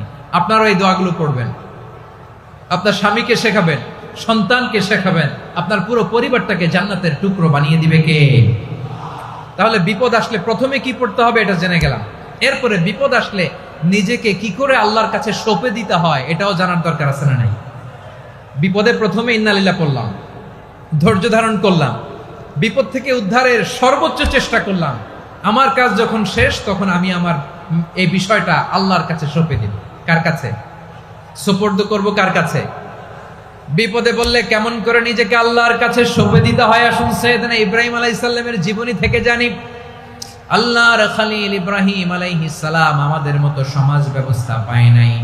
আমরা জন্মের পরে আমাদের কানের ভেতরে আজান দিয়েছে কে? একামত দিয়েছে কে? আমাদের বাপদাদারা আমাদের কানে আজান দিয়েছে কি? দেয় নাই। আমাদের জন্মের পরেই তো আজান, একামত, বাড়ির পাশে মসজিদ, প্রতিদিন আজান, জুমার খুতবা, প্রতি মাসে মাসে তাফসিরুল কোরআন মাহফিল, মসজিদ, মিনারা, অভাব নাই, ঠিক কিনা বলেন? আপনি যেই সুন্দর ইসলামিক এনভায়রনমেন্ট পেয়েছেন, আমাদের ইব্রাহিম খলিল উনিও কি এরকম পেয়েছিলেন? হ্যাঁ, উনি জন্মের পর পরে ওনার কানে আজান দিয়েছে কেউ? আমার প্রিয় ভাইরা, আগা গোড়া একটা শিরকি পরিবেশ উনি জন্মগ্রহণ করেছেন। উনি ছাড়া ওই তল্লাটে একজনও আল্লাহর উপর বিশ্বাসী নাই। কল্পনা করতে পারেন? গোটা তল্লাটে, গোটা দেশে বিশ্বাসী মুমিন, আল্লাহর উপর বিশ্বাস স্থাপনকারী কয়জন? সবাই বলেন কয়জন? বাকি সব মুশরিক। বাকি সব মুশরিক নিজের সাথে নিজে শক্ত বোঝাপড়া করে, অ্যানালজি করে, সেলফ কনভারসেশন করে উনি মহা সত্যের সন্ধান পেয়েছে। উনি আকাশের তারা দেখে ভাবে মনে হয় এটাই আমার খোদা। ওরা দেখে তারা নাই, মনে মনে বলে না তাইলে এটা না। আবার চাঁদ দেখে বলে চাঁদটা বড় মায়া লাগে, মনে হয় এটাই আমার রব। পরে দেখে চাঁদও নাই, কয় না এটা না। এরপরে দ্বীপ প্রহরের জলজলে সূর্যটা খা খা করে গোটা পৃথিবীটারে রৌদ্র দিয়ে তাতিয়ে রাখে। তিনি ভাবলেন মনে হয় এটাই আমার রব, কারণ এটাই তো সবচেয়ে বড়। কিন্তু বিকেল বেলা ওই সূর্যটাও যখন চলে যায়, সাইয়েদনা ইব্রাহিম বলে না এটাও তো নাই। আমার খোদা যদি আমারে ছেড়ে চলে যায়, বিপদে পড়লে আমারে উদ্ধার করবে কে? এভাবে নিজের সাথে অ্যানালজি, সেলফ কনভারসেশন করতে করতে করতে তিনি মহা সত্যের সন্ধান পেয়েছেন। সুবহানাল্লাহ। সব শেষে তিনি ডিসিশন, নিশ্চয় আমি এমন সত্তার দিকে মনোনিবেশ করলাম মুখাপেক্ষী হলাম যিনি আকাশ বানিয়েছেন, জমিন বানিয়েছেন, আমি মুশরিক নই। সুবহানাল্লাহ। পারতেন? আপনি পারতেন? কেউ নাই, লক্ষ লক্ষ মুশরিক, আপনি একা। ওনার মতো এরকম বিচক্ষণতা দিয়ে আল্লাহরে খুঁজে পাইতে পারতেন আপনি? কি নবী ছিল, আল্লাহকে খুঁজে পেয়েছে। যখন আল্লাহর ইবাদত শুরু করলো, এই কথা ছড়ায় পড়লো চারদিকে। নমরুদ সাইয়েদনা ইব্রাহিমকে ডেকে পাঠালেন। নমরুদ বলে, ইব্রাহিম, তুমি নাকি মূর্তির পূজা না করে কোন নতুন রবের ইবাদত করো, কে তোমার রব? সাইয়েদনা ইব্রাহিম বললেন, রব্বি আল্লাযী ইউহয়ী ওয়া ইউমীত, আমি এমন রবের ইবাদত করি যিনি জীবন দেন, যিনি মৃত্যু দেন। নমরুদ বলে, তাই নাকি? তোমার রব জীবন দেয়, মৃত্যু দেয়, আর এটা তো আমি দেই। আমিও তো জীবন দেই, আমিও তো মৃত্যু দেই। সাইয়েদনা ইব্রাহিম বললেন, কেমন করে তুমি জীবন দাও, মৃত্যু দাও, একটু দেখাও তো। নমরুদ জেলখানা থেকে দুজন কয়েদিকে ডেকে আনলো। কয়েদি এনে অর্ডার করলো, একটাকে এখনই শিরোচ্ছেদ, হেড অফ, ডেথ পেনাল্টি, মৃত্যুদণ্ড দেয়া হলো। ফিনকি দিয়ে রক্ত বেরোলো। নমরুদ বলে, দেখো, দুজনকে ধরে আনলাম, একজন কয়েদিকে দিলাম ডেথ পেনাল্টি, মৃত্যুদণ্ড, ওরে মৃত্যু দিলাম। আরেকজন যে দাঁড়িয়ে আছে, চাইলে ওরেও আমি মৃত্যুদণ্ড দিতে পারি, কিন্তু না, ওরে আমি দিব না, ওরে আমি বাঁচায় দিলাম, ছেড়ে দিলাম, মানে জীবন দিলাম। দেখো ইব্রাহিম, তোমার চোখের সামনে একজনরে মৃত্যু দিলাম, আরেকজনরে জীবন দিলাম। আপাত দৃষ্টিতে তাই তো, একজনরে তো জীবন দিল, আরেকজনরে মৃত্যু দিল। সাইয়েদনা ইব্রাহিম এবার বিপাকে পড়ে গেলেন। কিন্তু এক একজন নবীকে আল্লাহ এমন উইজডম, বিচক্ষণতা দিয়ে এই জমিনে পাঠিয়েছেন। মুহূর্তের মধ্যে আল্লাহর খলিল ইব্রাহিম বললেন, ফাইন্নাল্লাহা ইয়াতি বিশ-শামসি মিনাল মাশরিকি ফাতি বিহা মিনাল মাগরিব ফাবুহিতাল্লাযী কাফার। আল্লাহর খলিল ইব্রাহিম বললেন, নমরুদ, বুঝলাম তুমি জীবন দাও, মৃত্যু দাও, দেখলাম, কিন্তু আমার রব, আমার আল্লাহ প্রতিদিন সকালবেলা উষা লগ্নে ওই পূর্ব দিগন্ত থেকে সূর্যটাকে উদিত করেন, সাঁঝের বেলা, বিকেল বেলা, কুথুরি লগ্নে, সন্ধ্যা বেলা ওই দ্বিপ্রহরের জল জলে সূর্যটাকে পশ্চিম দিগন্তে ডুবিয়ে দেন। মানে সকালবেলা পূর্ব দিক থেকে উদিত করা সূর্যটাকে পশ্চিম দিকে বিকেলে তিনি ডুবিয়ে দেন। তুমি যদি পারো ওই সূর্যটাকে পশ্চিম দিক থেকে উদিত করে পূর্ব দিকে ডুবিয়ে দাও। সুবহানাল্লাহ পড়বেন না? দেখেন, ইনস্ট্যান্ট ইন্টেলেক্ট, মুহূর্তে বিচক্ষণতা, উইজডম কাকে বলে? নমরুদ পারবে? নমরুদের বাপ পারবে? ওর দাদা, ওর 14 গোষ্ঠী, গোটা বিশ্বের সব ক্ষমতাধর রাষ্ট্রনায়করা একসাথে হলে পারবে? ফাবুহিতাল্লাযী কাফার পারে নাই, ব্যর্থ হয়েছে। এবার তেলে বেগুনে জ্বলে উঠেছে, রেগে মেগে আগুন বলে, ফালকুহু ফিল জাহিম। ওর সাথে তর্ক নাই, না পেরে এবার এটারে আগুনে ফেলা। বিশাল বিশাল গাছ কেটে লাকড়ি এনে আগুনের কুণ্ডলি বানানো হলো, দাও দাও দাও দাও করে আগুন জ্বলে। আল্লাহর খলিল ইব্রাহিমকে আগুনে নিক্ষেপ করা হবে। আল্লাহর খলিল সাইয়েদনা ইব্রাহিমের হাতের মধ্যে রশি দিয়ে টাইট করে বাঁধা হলো, পায়ের মধ্যেও টাইট করে রশি দিয়ে বাঁধা হলো। আল্লাহর খলিল ইব্রাহিমকে আগুনের কুণ্ডলির মধ্যে ফেলা হবে। ওমিয়া, আপনি যে বিপদের কারণে ভয় পান, হতাশ হন, এটা কোনো বিপদ ওনার বিপদের সামনে? পটুয়াখালী আওয়াজ করে বলুন, সাইয়েদনা খলিল ইব্রাহিমের বিপদের সামনে আমাদের বিপদগুলো কোনো বিপদ? এটা কোনো বিপদই না, এটা কোনো বিপদই না। হাত পা বেঁধে টাইট করে নিক্ষেপ করা হবে, সিম্পলি ফেলা যাবে না, কারণ দাও দাও করে দ্য ব্লেজিং ফায়ার, এমন আগুনের কুণ্ডলি, কাছে যাওয়া যায় না, আগুনের উত্তাপে নিক্ষেপ করা হবে। হাতে রশি বেঁধে, পায়ে রশি বেঁধে আল্লাহর খলিল ইব্রাহিম আলাইহিস সালামকে আগুনের মধ্যে নিক্ষেপ করা হবে। আহা, এটার বলে অগ্নি পরীক্ষা। উনি অগ্নি পরীক্ষার সম্মুখীন হয়েছিলেন। এজন্য কঠিন পরীক্ষাকে আমরা অগ্নি পরীক্ষার সাথে তুলনা করি, ঠিক কিনা? সাইয়েদনা জিবরাইল এসে বললেন, ও আল্লাহর খলিল, ওরা তো আপনার হাতও বেঁধে ফেললো, পাও বেঁধে ফেললো, নড়াচড়ার সুযোগ নাই, বলেন আমি জিবরিল ফেরেশতা আপনার জন্য কি করতে পারি? আল্লাহর খলিল ইব্রাহিম বলেন, ও জিবরাইল, তোমার কাছে আমার কোনো চাওয়া পাওয়া নাই। সুবহানাল্লাহ বলেন। তোমার কাছে বলার কিছু নাই, তোমার সাহায্যের আমার দরকার নাই। সাইয়েদনা ইব্রাহিম আলাইহিস সালামকে হাতে পায়ে রশি বেঁধে হাত পা বাঁধা অবস্থায় জ্বলন্ত অগ্নিকুণ্ডে যখন নমরুদের দলবল নিক্ষেপ করবে, আল্লাহর খলিল কিভাবে নিজেকে আল্লাহর কাছে সঁপে দিয়েছেন পটুয়াখালীর ভাইরা খেয়াল করে শুনুন। হাত পা বেঁধে আল্লাহর খলিলকে যখন নিক্ষেপ করা হবে, তিনি মুখ ফুটে বলে ফেললেন, হাসবুনাল্লাহু ওয়া নি'মাল ওয়াকিল। হাসবুনাল্লাহু ওয়া নি'মাল ওয়াকিল, আমার জন্য আল্লাহই যথেষ্ট, আমার জন্য আল্লাহই যথেষ্ট। তিনি আমার সবচেয়ে বড় গার্ডিয়ান, তিনি আমার সবচেয়ে বড় অভিভাবক। জিব্রাইলের সাহায্যে রফারকে ফিরিয়ে দিলেন, দুনিয়ার বুকে কারো কাছে কিছু বলেন নাই, মুখ ফুটে বলেছেন হাসবুনাল্লাহ। ও আমার পটুয়াখালীর প্রাণের ভাইয়েরা খেয়াল রাখবেন, কোন বান্দা তার হাতে থাকা সব চেষ্টাটুকুন করার পরে মুখ ফসকে মুখ দিয়ে যখন বলে ফেলে হাসবুনাল্লাহ, বান্দা যখন হাসবুনাল্লাহ বলে ফেলে, ওই ব্যাপারটা ডিল করার দায়িত্ব স্বয়ং আল্লাহ আরশের উপর থেকে নিয়ে নেয়। আপনি যখন বলে ফেলবেন হাসবুনাল্লাহ, এটা ডিলিং করবে কে তখন? চিল্লায় বলেন না, তিনি কে? বান্দা তার সাধ্যের সবটুকু চেষ্টার পরে নতজানু হয়ে যখন বলবে হাসবুনাল্লাহ, আল্লাহ তুমি আমার জন্য যথেষ্ট, নি'মাল ওয়াকিল, তুমি আমার শ্রেষ্ঠ অভিভাবক, তখন তার কি দরকার না দরকার এটা ডিল করে স্বয়ং আল্লাহ। নিক্ষেপ করা হলো সাইয়েদনা ইব্রাহিমকে অগ্নিকুণ্ডলিতে। হাজার হাজার মানুষের দৃশ্য দেখার জন্য জড়ো হয়েছে এরকম বিশাল ময়দানে। কিন্তু কি অবাক করা ঘটনা, সবাই ভয় পাচ্ছিল, না জানে কি হয়ে যায়। আল্লাহর খলিলকে যখন আগুনের কুণ্ডলিতে নিক্ষেপ করা হয়, আল্লাহর খলিল ইব্রাহিম আগুনের কুণ্ডলীর মধ্যে বসে বসে মানুষগুলোর দিকে তাকিয়ে হাসতে শুরু করে দেয়। কারণ আকাশ থেকে রব্বুল আলামিন স্পেশাল ভার্ডিক্ট নাজিল করেছেন, স্পেশাল হুকুম জারি করেছেন, কুলনা ইয়া নারু কুনি বারদান ওয়া সালামান আলা ইব্রাহিম।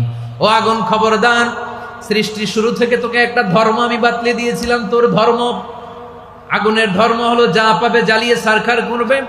আল্লাহ বলল, ও আগুন, তোর ধর্ম দিয়েছিলাম, তুই সব জ্বালিয়ে পুড়িয়ে সারখার করে দিবি, কিন্তু ক্ষণিকের জন্য আমি তোর জ্বালিয়ে দেওয়ার ক্ষমতাটাকে কেড়ে নিলাম, জ্বালিয়ে ভস্ম করে দেওয়ার ক্ষমতা আমি কেড়ে নিলাম। কুনি বারদান, ঠান্ডা হয়ে যা, কিন্তু এত বেশি ঠান্ডা হবি না আবার আমার ইব্রাহিমের জন্য সর্দি লেগে না যায়। সুবহানাল্লাহ, এত আস্তে বললে হবে? কুনি বারদান, বারদ মানে বরফ, ঠান্ডা, ঠান্ডা হ, কিন্তু এত ঠান্ডা হবি না যাতে আমার ইব্রাহিমের কষ্ট হয়। আগুন বলে, আল্লাহ একবার বললাম ঠান্ডা হ, আবার বলো এত ঠান্ডা হবি না যাতে খলিলের সর্দি না লাগে। কেমন ঠান্ডা হব, কেমন এনভায়রনমেন্ট তৈরি করে দেব বলো? আল্লাহ বললেন, সালামান আলা ইব্রাহিম, আমার খলিল, আমার কলিজা, আমার ইব্রাহিমের জন্য তুই জান্নাতের গুল বাগিচা হয়ে যা। ও ভাই, নবী মুসার মতো ঈমান হলে রাস্তা হবে সাগর জলে, নবী ইউসুফের মতো ঈমান হলে একে একে দরজা খোলে।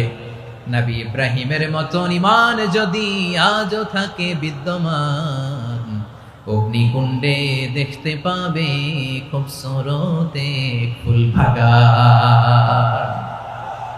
কুলনা ইয়া নারু কুনি বারদান ওয়া সালামান আলা ইব্রাহিম। বান্দা যখন মুখ দিয়ে বলে হাসবুনাল্লাহ, আমার আল্লাহ আমার জন্য যথেষ্ট, এই বলে যখন নিজেকে সঁপে দেয়, তার কি লাগবে ওই দায়িত্ব স্বয়ং নিয়ে নেয় কে? সবাই বলেন, স্বয়ং নিয়ে নেয় কে? তাহলে আমার প্রিয় ভাইরা, বিপদের শুরুতেই আমরা বলবো ইন্না লিল্লাহ। শুরুতে কি বলবো? এরপরে যেই বাক্যটা পড়ে নিজের পরিস্থিতিকে আল্লাহর দরবারে সঁপে দিব, সেটা হচ্ছে হাসবুনাল্লাহ। সেটা কি? বিষ্ণু বলেন, লা ইয়াজালু লিসানুকা রাতাবান মিন যিকরিল্লাহ, সব সময় আল্লাহর স্মরণ দিয়ে, জিকির দিয়ে জিহ্বাটারে সিক্ত রাখো। আর শয়তানু জাসিমুন আলা কলবি ইবনে আদম, শয়তান বনি আদমের কলবে খামচি মেরে বসে থাকে। ফাইদা যাকারাল্লাহ খানাসা, মানুষ যখন আল্লাহর স্মরণ করে জিকির করে, শয়তান দৌড়ে পালায়। ওয়া ইদা গাফালা ওয়াসওয়াসা, যখনই বনি আদম গাফেল হয়, তখনই শয়তান তার হৃদয়ে ওয়াসওয়াসা দেয়। এজন্য বিপদে পড়লে ইন্না লিল্লাহ, নিজের সবটুকুন করার পরে নিজের রোল প্লে করার পরে নিজেকে আমরা কি বলে সঁপে দিব? সবাই বলেন, সবাই বলতে হবে। আরো জোরে বলেন, মনে থাকবে? বিপদে পড়লে প্রথমে ইন্না লিল্লাহ, এরপরে নিজেকে যখন সঁপে দিব তখন হাসবুনাল্লাহ। এরপরে কঠিন বিপদ যদি যখন বিশ্বনবী পড়তেন তখন কি করতেন? এমন বিপদ মাঝে মাঝে হয় না, দেয়ালে পিঠ থেকে যায়, চোখে মুখে অন্ধকার, কি করব দিশা খুঁজে পাই না, এরকম হয় কখনো? হ্যাঁ, আপনাদের হয়? হয় না? তো জান্নাতে আছেন আপনারা। হয় হয় এরকম হয়েছে না যে দেয়ালে পিঠ থেকে গেছে, চোখে মুখে অন্ধকার, কই যাব, কি করব, বাঁচানোর কেউ না, এরকম হয়েছে কখনো আপনাদের? যদি হয় তাইলে এটার সলিউশন বলবো, না হইলে তো এগুলো বলে লাভ নাই। হয় হয় হয় বিশ্বনবী এরকম কঠিন বিপদে পড়েছেন জীবনের কিছু কিছু মুহূর্তে।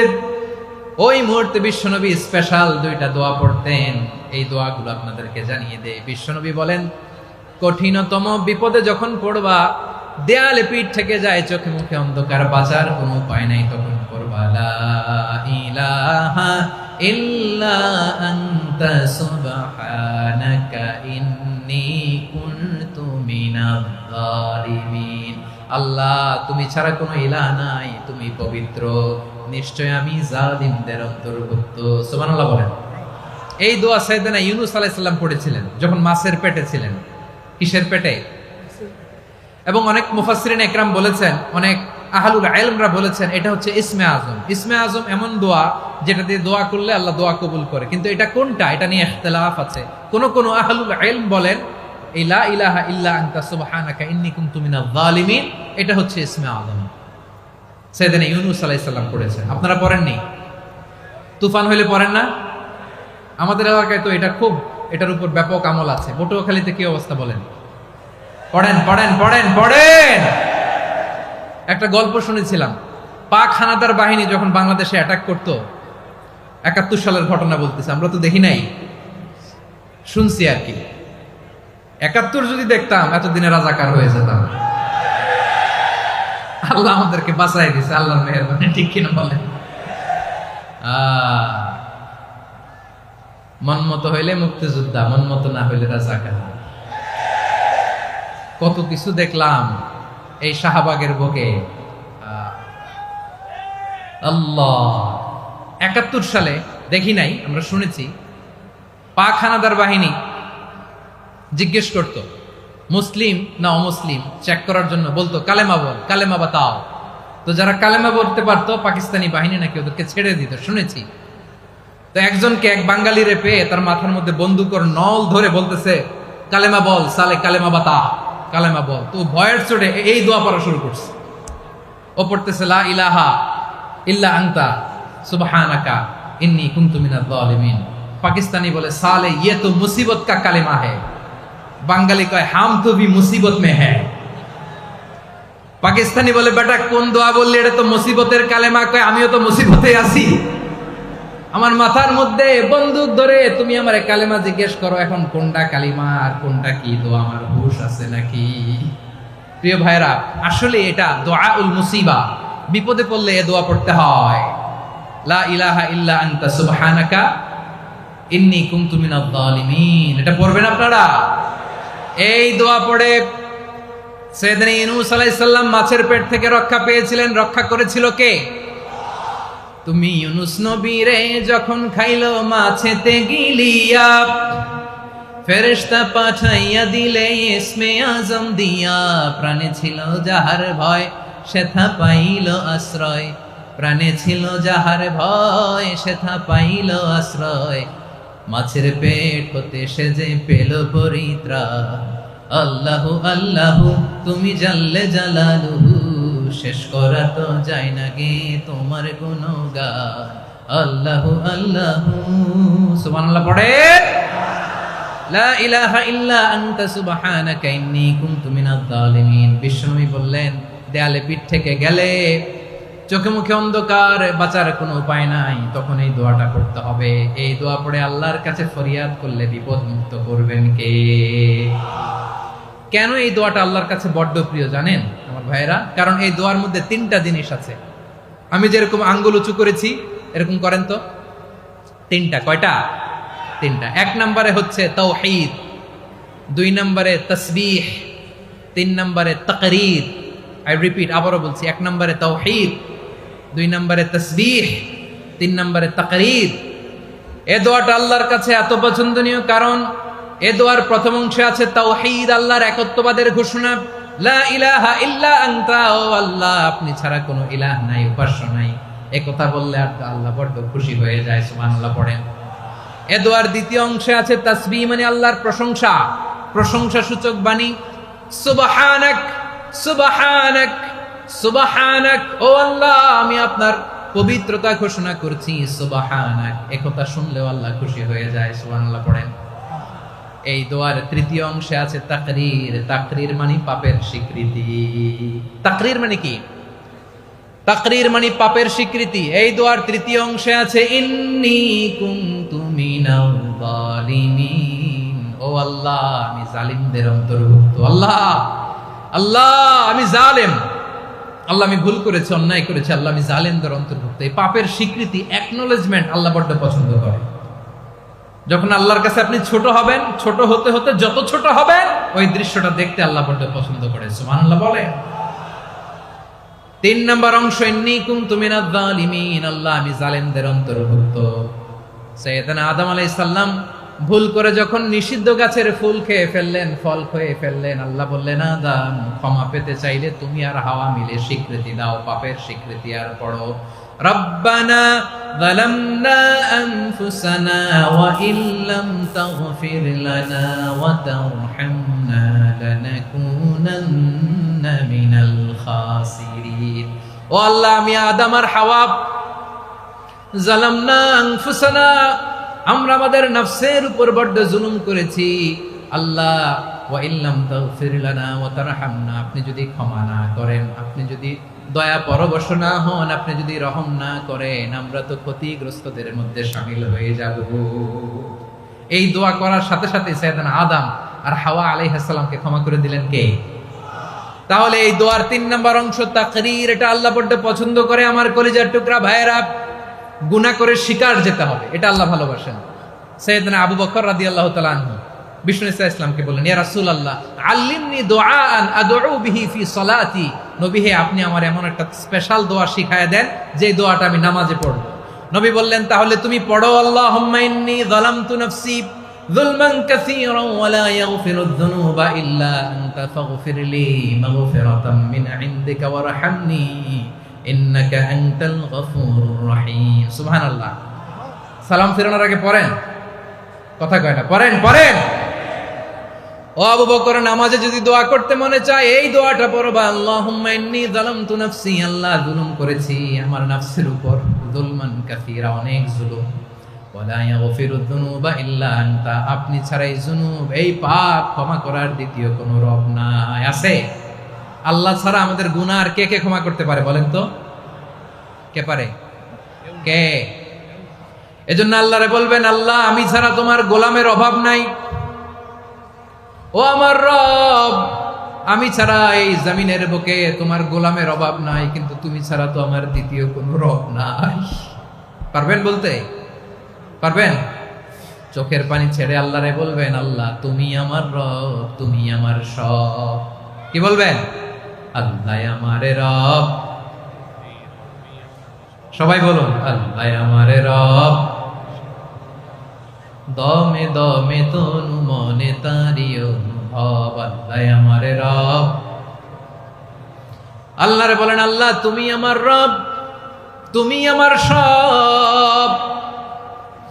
আল্লাহ আমি ছাড়া এই জমিনে তোমার গোলামের অভাব নাই, তুমি ছাড়া আমার দ্বিতীয় কোনো রব নাই।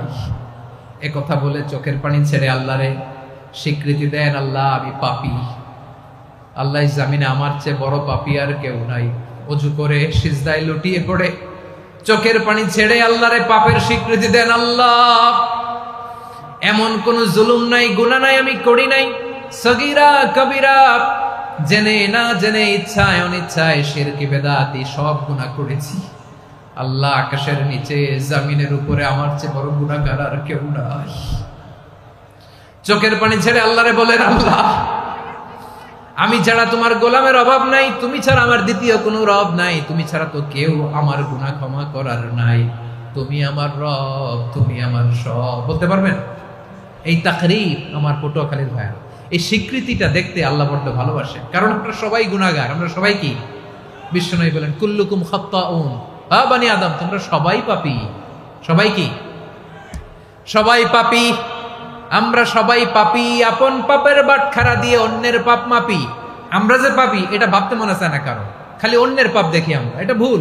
ওর এই পাপ, ও পাপী, ও জালেম, ও জাহান্নামী, এরকম একটা টেন্ডেন্সি। আমার যে কি হালাত এটার খেয়াল নাই। খেয়াল করতে হবে যে আমি সবচেয়ে বড় পাপী, ঠিক কিনা বলেন? পাপ করি নাই এমন কেউ আছি? হ্যাঁ আছি। কেউ না জানলেও জানে কে আমার পাপের ঘটনা? পৃথিবী না জানুক আমি তো জানি, আমি কি পাপ করেছি হায়। ও আমার কলিজার টুকরা ভাইয়েরা, মাথাটাকে নিচু করে জীবনের সব গুনার ফিরিস্তিগুলো একটা একটা করে স্বীকার করে আল্লাহরে বলেন, আল্লাহ আমি পাপী,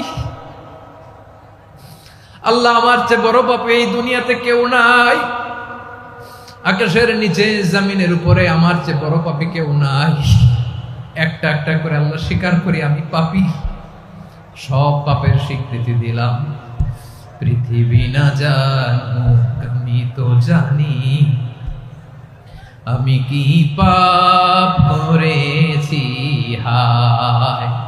আমার পাপের করলে বিচার, বাঁচার আমার নাই উপায়।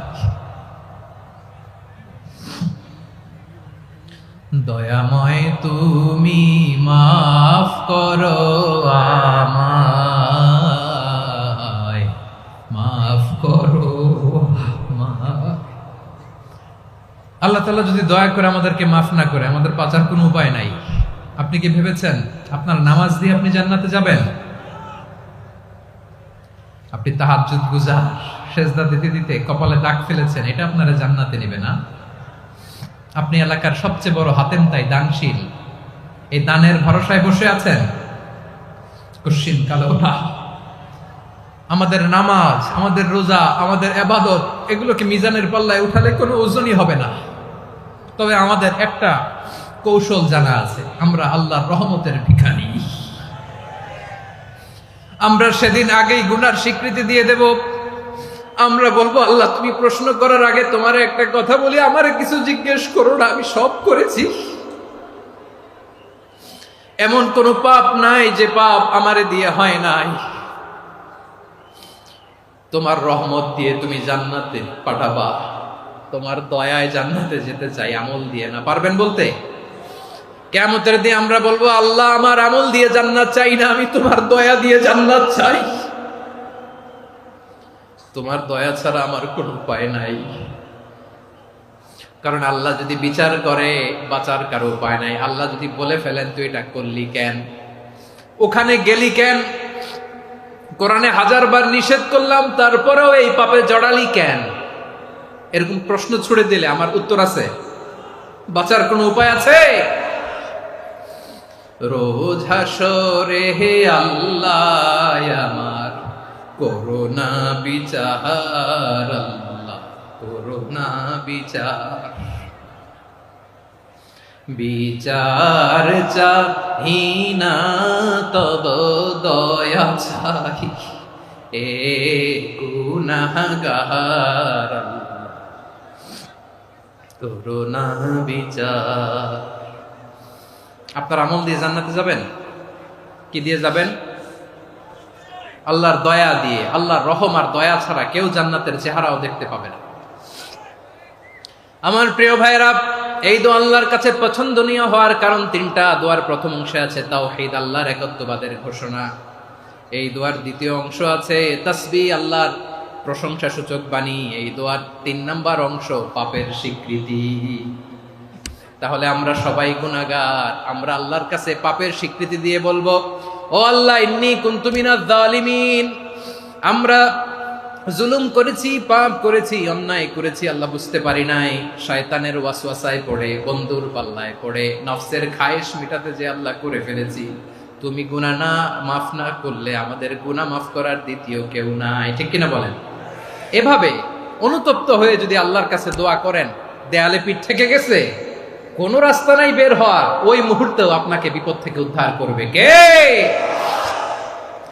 বিশ্বনবী চরম বিপদে পড়লে দুটা দোয়া পড়তেন। প্রথম হলো এটা, লা ইলাহা ইল্লা আনতা সুবহানাকা ইন্নী কুনতু মিনাল যালিমিন। এই দোয়াটা আমরা বেশি বেশি পড়ব প্রিয় ভাইরা, রাজি আছেন? সবাই আওয়াজ করে পড়ুন ইনশাআল্লাহ। আমার প্রিয় ভাইয়েরা, বিপদে পড়লে বিশ্বনবী আরো একটা দোয়া পড়তেন, লা ইলাহা ইল্লাল্লাহুল আযীমুল হালিম, লা ইলাহা ইল্লাল্লাহু রাব্বুল আরশিল আযীম, লা ইলাহা ইল্লাল্লাহু রাব্বুস সামাওয়াতি ওয়াল আরদি ওয়া রাব্বুল আরশিল কারীম। এই যে বললাম, রেকর্ড হয়ে গেছে। এখন তো আর ইনস্ট্যান্ট মুখস্থ না হলো, পরে মুখস্থ করে নেবেন। আল্লাহ ছাড়া কোনো উপাস্য নাই, তিনি সুমহান, মহা সহিষ্ণু। আল্লাহ ছাড়া কোনো উপাস্য নাই, তিনি সুমহান, আরশের অধিপতি। আল্লাহ ছাড়া কোনো উপাস্য নাই, তিনি আকাশের মালিক, জমিনের মালিক, তিনি সুবিশাল আরশের অধিপতি। সুবহানাল্লাহ পড়েন। এই দোয়াটা কেউ যদি পড়ে যদি এর ওসিলা করে দোয়া করে, তাকে বিপদ থেকে মুক্তি দেয় কে? মনে থাকবে আপনাদের? তাহলে বিপদের প্রথম ধাক্কায় কি যেন পড়তে হয়? ইন্না লিল্লাহ। তারপরে কি বলে আল্লাহর কাছে নিজেকে সঁপে দিতে হয়? দেয়ালে পিঠ থেকে গেলে লা ইলাহা ইল্লা আনতা সুবহানাকা ইন্নী কুনতু মিনাজ জালিমিন। দুই নম্বর হচ্ছে লা ইলাহা ইল্লাল্লাহুল আযীমুল হালিম, লা ইলাহা ইল্লাল্লাহু রাব্বুল আরশিল আযীম, লা ইলাহা ইল্লাল্লাহু রাব্বুস সামাওয়াতি ওয়াল আরদি ওয়া রাব্বুল আরশিল কারীম। মনে থাকবে? ইনশাআল্লাহ বলেন সবাই, আওয়াজ করে সবাই ইনশাআল্লাহ। অনেক সময় এমন হয়, হঠাৎ বিপদের সম্মুখীন হই আমরা, রেডি হয়ে বের হয়েছে অফিসে, হঠাৎ অ্যাক্সিডেন্টে পড়ে যাই, হঠাৎ পেটের ব্যথায় অজ্ঞান, এরকম হয় না? আপনাদের হয় না? বিষ্ণু ইসলাম বলেন, আকস্মিক দুর্ঘটনার বিপদ থেকে যদি কেউ বাঁচতে চায়, সকাল সন্ধ্যা যেন প্রত্যেকে এই দোয়াটা পড়ে। সকালে যদি 3 বার পড়ে, সন্ধ্যা পর্যন্ত হঠাৎ বিপদ থেকে সে রক্ষা পাবে। To be protected from sudden calamity, sudden disaster, sudden calamity. হঠাৎ বিপদ, হঠাৎ ভয়ঙ্কর কোন আকস্মিক বিপদ থেকে আল্লাহ বাঁচায় দিবে। সকালে পড়লে সন্ধ্যা পর্যন্ত প্রোটেক্টেড, সন্ধ্যাবেলায় যদি 3 বার পরে সকাল পর্যন্ত প্রোটেক্টেড। সুবহানাল্লাহ পড়ে। দোয়াটা কি? দোয়াটা হচ্ছে বিসমিল্লাহিল্লাযী লা ইয়াদুররু মা ইসমিহি শাইউন ফিল আরদি ওয়ালা ফিস সামাই ওয়া হুয়াস সামিউল আলিম। ছোট না? অনেক ছোট, মুখস্থ করবেন। বিসমিল্লাহিল্লাযী লা ইয়াদুররু মা ইসমিহি শাইউন ফিল আরদি ওয়ালা ফিস সামা। ওই আল্লাহর নাম নিচ্ছি, যে আল্লাহর নামের বরকতে আকাশ জমিনের কোনো কিছু কারো কোনো ক্ষতি সাধন করতে পারে না। তিনি সর্বশ্রোতা, সর্বজ্ঞ। সুবহানাল্লাহ পড়েন। পড়বেন এই দোয়াটা, বিসমিল্লাহিল্লাযী লা ইয়াদুররু মা ইসমিহি শাইউন ফিল আরদি ওয়ালা ফিস সামাই ওয়া হুয়াস সামিউল আলিম। ফজরের পরে 3 বার, মাগরিবের পরে 3 বার যদি কেউ পড়ে, প্রোটেক্টেড, যে কোনো হঠাৎ বিপদ থেকে প্রোটেক্টেড। প্রোটেক্ট করেন কে? ওই আল্লাহর নাম নিচ্ছি, যে আল্লাহর নামের ওসিলায় আকাশ জমিনের কোনো কিছু কোনো ক্ষতি করতে পারে না। সুবহানাল্লাহ পড়েন। আচ্ছা, এবার আমাদের জীবনে দুশ্চিন্তা আছে না নাই বলেন? Tension, hyper tension, anxiety, depression, চিন্তা, টেনশন নাই, এরকম কে কে আছে দেখি? হাত তোলেন। ওই যে হাত তুলছে এক আল্লাহর ওলি, ওই যে। টেনশন নাই তোমার? মাশাআল্লাহ। ও না বুঝে তুলছে, ঝোঁকের চোটে, জোশের ঠেলায় ধাক্কায় তুলে ফেলছে। সবার জীবনে টেনশন আছে না নাই? এই দুশ্চিন্তা, পেরেশানি, মারাত্মক পেরেশানি থেকে মুক্তি পাওয়ার জন্য বিষ্ণু ইসলাম 2টো দোয়া পড়তেন। কয়টা? অনেকগুলো পড়তেন। স্পেশাল 2টো দোয়া আজকে আপনাদের শিখায় যাব, শুনবেন না? কষ্ট হচ্ছে? সংক্ষিপ্ত মুনাজাত দিয়ে দেই। ওরে আল্লাহ, আমি তো 9:30 ক্রস করে ফেলছি মাসুদ ভাই, খেয়াল করে নেই। আরো কয়েক মিনিট? ঠিক আছে, ঠিক আছে। পেরেশানিতে পড়লে, টেনশনে পড়লে এই দোয়াটা, প্রিয় ভাইরা, বিষ্ণু ইসলাম যখন খুব বিপদে পড়তেন, দুশ্চিন্তা ওনাকে ঘিরে ধরতো, উনি পড়তেন ইয়া হাইয়ু ইয়া কাইয়ুম বিরহমাতিকা আস্তাগীথ, ইয়া হাইয়ু ইয়া কাইয়ুম বিরহমাতিকা আস্তাগীথ। ইয়া হাইয়ু ইয়া কাইয়ুম, হে শাশ্বত অবিনশ্বর, হে চিরঞ্জীব, বিরহমাতিকা আস্তাগীথ, তোমার রহমতের উসিলায় তোমার কাছে ফরিয়াদ করি, এটা পড়তেন। আবার আরেক বর্ণনায় এসেছে ইয়া হাইয়ু ইয়া কাইয়ুম বিরহমাতিকা আস্তাগীথ আসলিহ লি শা'নি কুল্লাহু ওয়ালা তাকিলনি ইলা নাফসি তরফাতা আইন। আসলিহ লি শা'নি কুল্লাহ, আল্লাহ আমার সবকিছু আপনি সেটেল করে দেন, আমাদের সব ঝামেলা সেটেল করে দিতে পারে কে? আমরা তো সেটেলমেন্টের জন্য এসপি সাহেবের কাছে যাই, ডিসি সাহেবের কাছে যাই, অমুক ভাইয়ের কাছে যাই, তমুক ভাইয়ের কাছে যাই, এই দোয়া পড়লে আরশের উপর থেকে আপনার ম্যাটার সেটেল করে দিবে কে? তাহলে পড়বেন ইয়া হাইয়ু, হে চিরঞ্জীব। হাইয়ু মানে চিরঞ্জীব, যিনি চিরকাল বেঁচে থাকবেন, মরবেন না। আল্লাহ মরবেন? তার কোনো লয় আছে? ক্ষয় আছে? সূরা রহমানে আল্লাহ বললেন কুল্লু মান আলাইহা ফানি ওয়া ইয়াবকা ওয়াজহু রাব্বিকা যুল জালালি ওয়াল ইকরাম ফাবিআইয়ি আলাই রাব্বিকুমা তুকাযযিবান। জমিনে যা আছে সব ফান, ভ্যানিশ হয়ে যাবে, নিশ্চিহ্ন হয়ে যাবে, শেষ হয়ে যাবে, সব বিলুপ্ত হয়ে যাবে, একজন ছাড়া। জোরে বলেন তিনি কে? ইয়া হাইয়ু, আমার সাথে আওয়াজ করে পড়েন ইয়া হাইয়ু ইয়া কাইয়ুম ইয়া হাইয়ু ইয়া কাইয়ুম বিরহমাতিকা আস্তাগীথ আসলিহ লি শা'নি কুল্লা ওয়ালা তাকিলনি ইলা নাফসি তরফাতা আইন। এভাবে দোয়া করলে আপনাকে বিপদ মুক্ত করবে কে? এই দোয়াটা কেন পছন্দ আল্লাহর কাছে? কারণ এখানে আল্লাহর দুইটা সুন্দর নাম আছে, গুণবাচক নাম, আল হাই, আল কাইয়ুম, এ দুটো নাম আছে এখানে। আবার এই দুইটা আয়াতুল কুরসির অংশ। আয়াতুল কুরসির শুরু তো এটা আসরা নাই? হ্যাঁ, আসরা নাই। 3 নাম্বার কারণ, এটা ইসমে আজম। কোন দোয়াটা ইসমে আজম? যে দোয়া ওসিলায় দোয়া করলে আল্লাহ দোয়া ফেরায় না। অনেকগুলো মত আছে, সবচেয়ে ভ্যালিড মত হচ্ছে এটা, ইয়া হাইয়ু ইয়া কাইয়ুম, এর ওসিলা দিয়ে দোয়া করলে দোয়া কবুল করে কে? 2 নম্বরে বিশ্বনবী মারাত্মক বিপদে পড়লে আরেকটা দোয়া পড়তেন, আল্লাহুম্মা ইন্নী আবদুক। আগে দোয়াটা পড়ি, শুনেন। আল্লাহুম্মা ইন্নী আবদুক ওয়া ইবনু আবদিক ওয়া ইবনু আমাতিক নাসিয়াতি বিয়াদিক মাদিন ফিয়া হুকমুক আদলুন ফিয়া কাদাউক আসআলুকা বিকুল্লি ইসমিন হুয়া লাক সাম্মাইতা বিহি নাফসাক আও আনসালতাহু ফি কিতাবিক আও আল্লামতাহু আহাদাম মিন খালকিক আও ইস্তা'সারতা বিহি ফি ইলমিল গায়বি ইনদাক আন তাজআলাল কুরআনা রাবিআ কলবি ওয়া নূরা সাদরি ওয়া জালাআ হুজনি ওয়া যাহাবা হাম্মি। সুবহানাল্লাহ পড়েন। বিষ্ণুই বলতেন আল্লাহুম্মা ইন্নী আবদুক, ও আল্লাহ আমি আপনার গোলাম, ওয়া ইবনু আবদিক, গোলামের ঘরের গোলাম, ওয়া ইবনু আমাতিক, বাদীর ঘরের গোলাম। মানে আল্লাহ আমি আপনার গোলাম, আমার বাবা আব্দুল্লাহ ছিল আপনার গোলাম, আমার মা আমিনা ছিল আপনার বাদী। মানে আমরা গোলাম বংশের, সব গোলাম। নিজের এর চেয়ে আর ছোট করে আল্লাহর কাছে উপস্থাপন করা যায় আমার ভাইরা? কথা কি বুঝতেছেন? নিজেকে এর চাইতে ছোট, নগণ্য আর তুচ্ছ করে আল্লাহর সাথে প্রেজেন্ট করা যায়? বিশ্বনবী বললেন, ও আল্লাহ আমি আপনার গোলাম, গোলামের ঘরের গোলাম, দাসীর ঘরের গোলাম, নাসিয়াতি বিয়াদিক, আমার মাথার চুলের ছুটি আপনার হাতের মুঠোয়।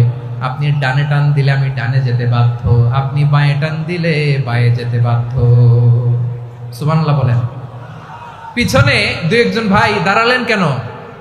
হ্যাঁ, বসুন।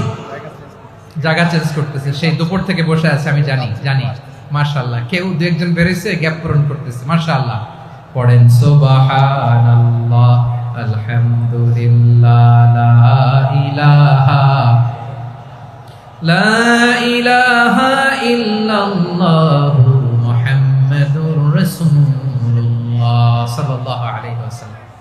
বিশ্বনবী বললেন, আল্লাহ আমার মাথার চুলের ঝুঁটি আপনার হাতের মুঠোয়। আচ্ছা, এইভাবে কাকে ধরা হয়? যে খুব ছোট, ঠিক কি না? নিজেকে কত ছোট করলেন বিশ্বনবী। ও আল্লাহ আমার মাথার চুলের ঝুঁটি আপনার হাতের মুঠোয়, আপনি ডানে টানলে আমি ডানে যাব, বাঁয়ে টানলে বাঁয়ে যাব। আল্লাহ আসআলুকা বিকুল্লি ইসমিন হুয়া লাক নাসিয়াতি বিয়াদিক মাদিন ফিয়া হুকমুক, আপনার নির্দেশ আমার উপর কার্যকর হবেই হবে। আদলুন ফিয়া কাদাউক, আপনার ফয়সালা, যেই ফয়সালাই আপনি আমার জন্য করেন এটাই ইনসাফ। সুবহানাল্লাহ বলেন। আমরা আল্লাহর ফায়সালায় সন্তুষ্ট হতে চাই না। কত কমপ্লেইন, আল্লাহ তুমি এটা দিলা না, ওইটা পাইলাম না, ওইটা হইল না রে, এরকম অভিযোগ কমপ্লেইন আমাদের আছে না নাই? আর বিশ্বনবী বলতেন আদলুন ফিয়া কাদাউ, আল্লাহ আমার জন্য তোমার যেটা ফায়সালা এটাই সবচেয়ে শ্রেষ্ঠ ইনসাফ, এর চেয়ে ইনসাফ আর হতে পারে। এভাবে কায় মনোবাক্যে আল্লাহর কাছে বিশ্বনবী দোয়া করতেন। এরপরে বিশ্বনবী বললেন, আল্লাহ তোমার যত নাম আছে সব নামের ওসিলায় দোয়া করি, যে নাম তুমি আমাদেরকে জানিয়েছো, যে নাম তুমি আমাদেরকে জানাও নাই, যে নাম তুমি কোরআনে নাজিল করেছো, যে নাম নাজিল করো নাই, যে নাম শুধু নবীদেরকে জানিয়েছো। আর আল্লাহর এমন কিছু চমৎকার চমৎকার সুন্দর সুন্দর নাম আছে, এই নামগুলো রব্বুল আলামিন কাউকে জানাবে না।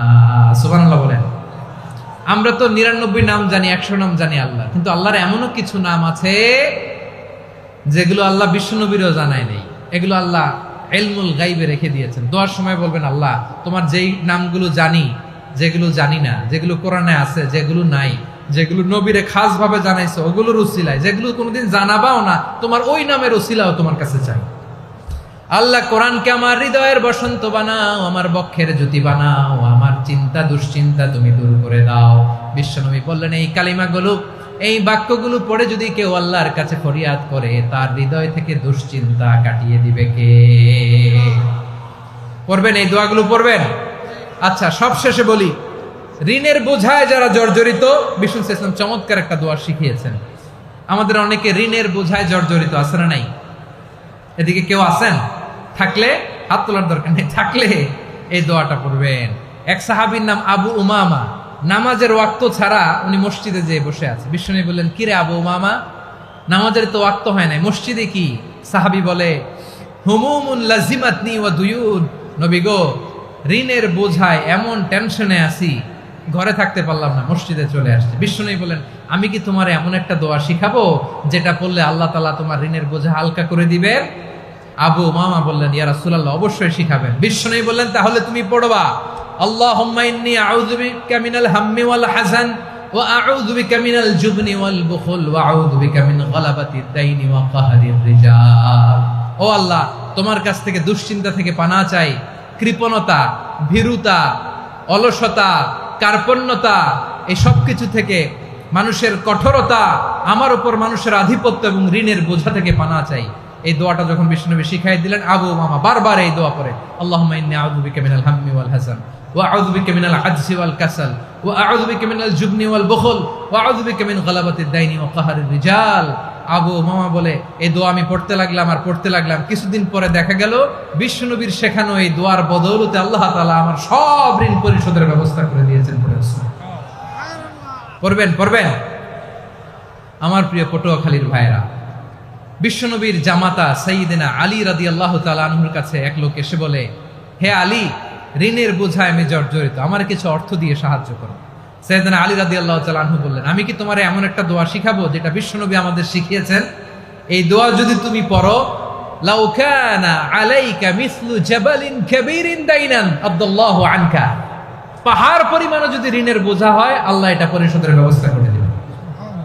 ছোট্ট একটা দোয়া বিশ্বনবী শিখালেন, বললেন, তুমি পড়বা, আল্লাহুম্মা কফিনি বিহালালিকা আন হারামিকা ওয়া আগনিনি বিফাদলিকা আম্মান সিওয়াক। মুখস্থ আছে? হ্যাঁ, আছে। আল্লাহুম্মা কফিনি বিহালালিকা আন হারামিক, আল্লাহ তোমার হালাল দিয়ে আমাকে পরিতুষ্ট করো, হারাম থেকে বাঁচিয়ে রাখো, আর তোমার অনুগ্রহে মানুষের মুখাপেক্ষী যেন আমি না হই, আমি যেন সবসময় তোমার মুখাপেক্ষী হয়, ওই তৌফিক দিও। সুবহানাল্লাহ পড়েন। এই দোয়া বেশি বেশি পড়লে ঋণের বোঝা হালকা করে দিবে কে? তাহলে প্রিয় ভাইয়েরা, বিপদে পড়লেই প্রথমে কি পড়বেন? পটুয়াখালী ভুইলা গেছে। বিপদে পড়লেই প্রথমে ইন্না লিল্লাহ কি বলে নিজেকে আল্লাহর কাছে সঁপে দিতে হয়? হাসবুনাল্লাহ। চরম বিপদে দেয়ালে পিঠ থেকে গেছে, তখন লা ইলাহা ইল্লা আনতা সুবহানাকা ইন্নী কুনতু মিনাজ জালিমিন। এরপরে লা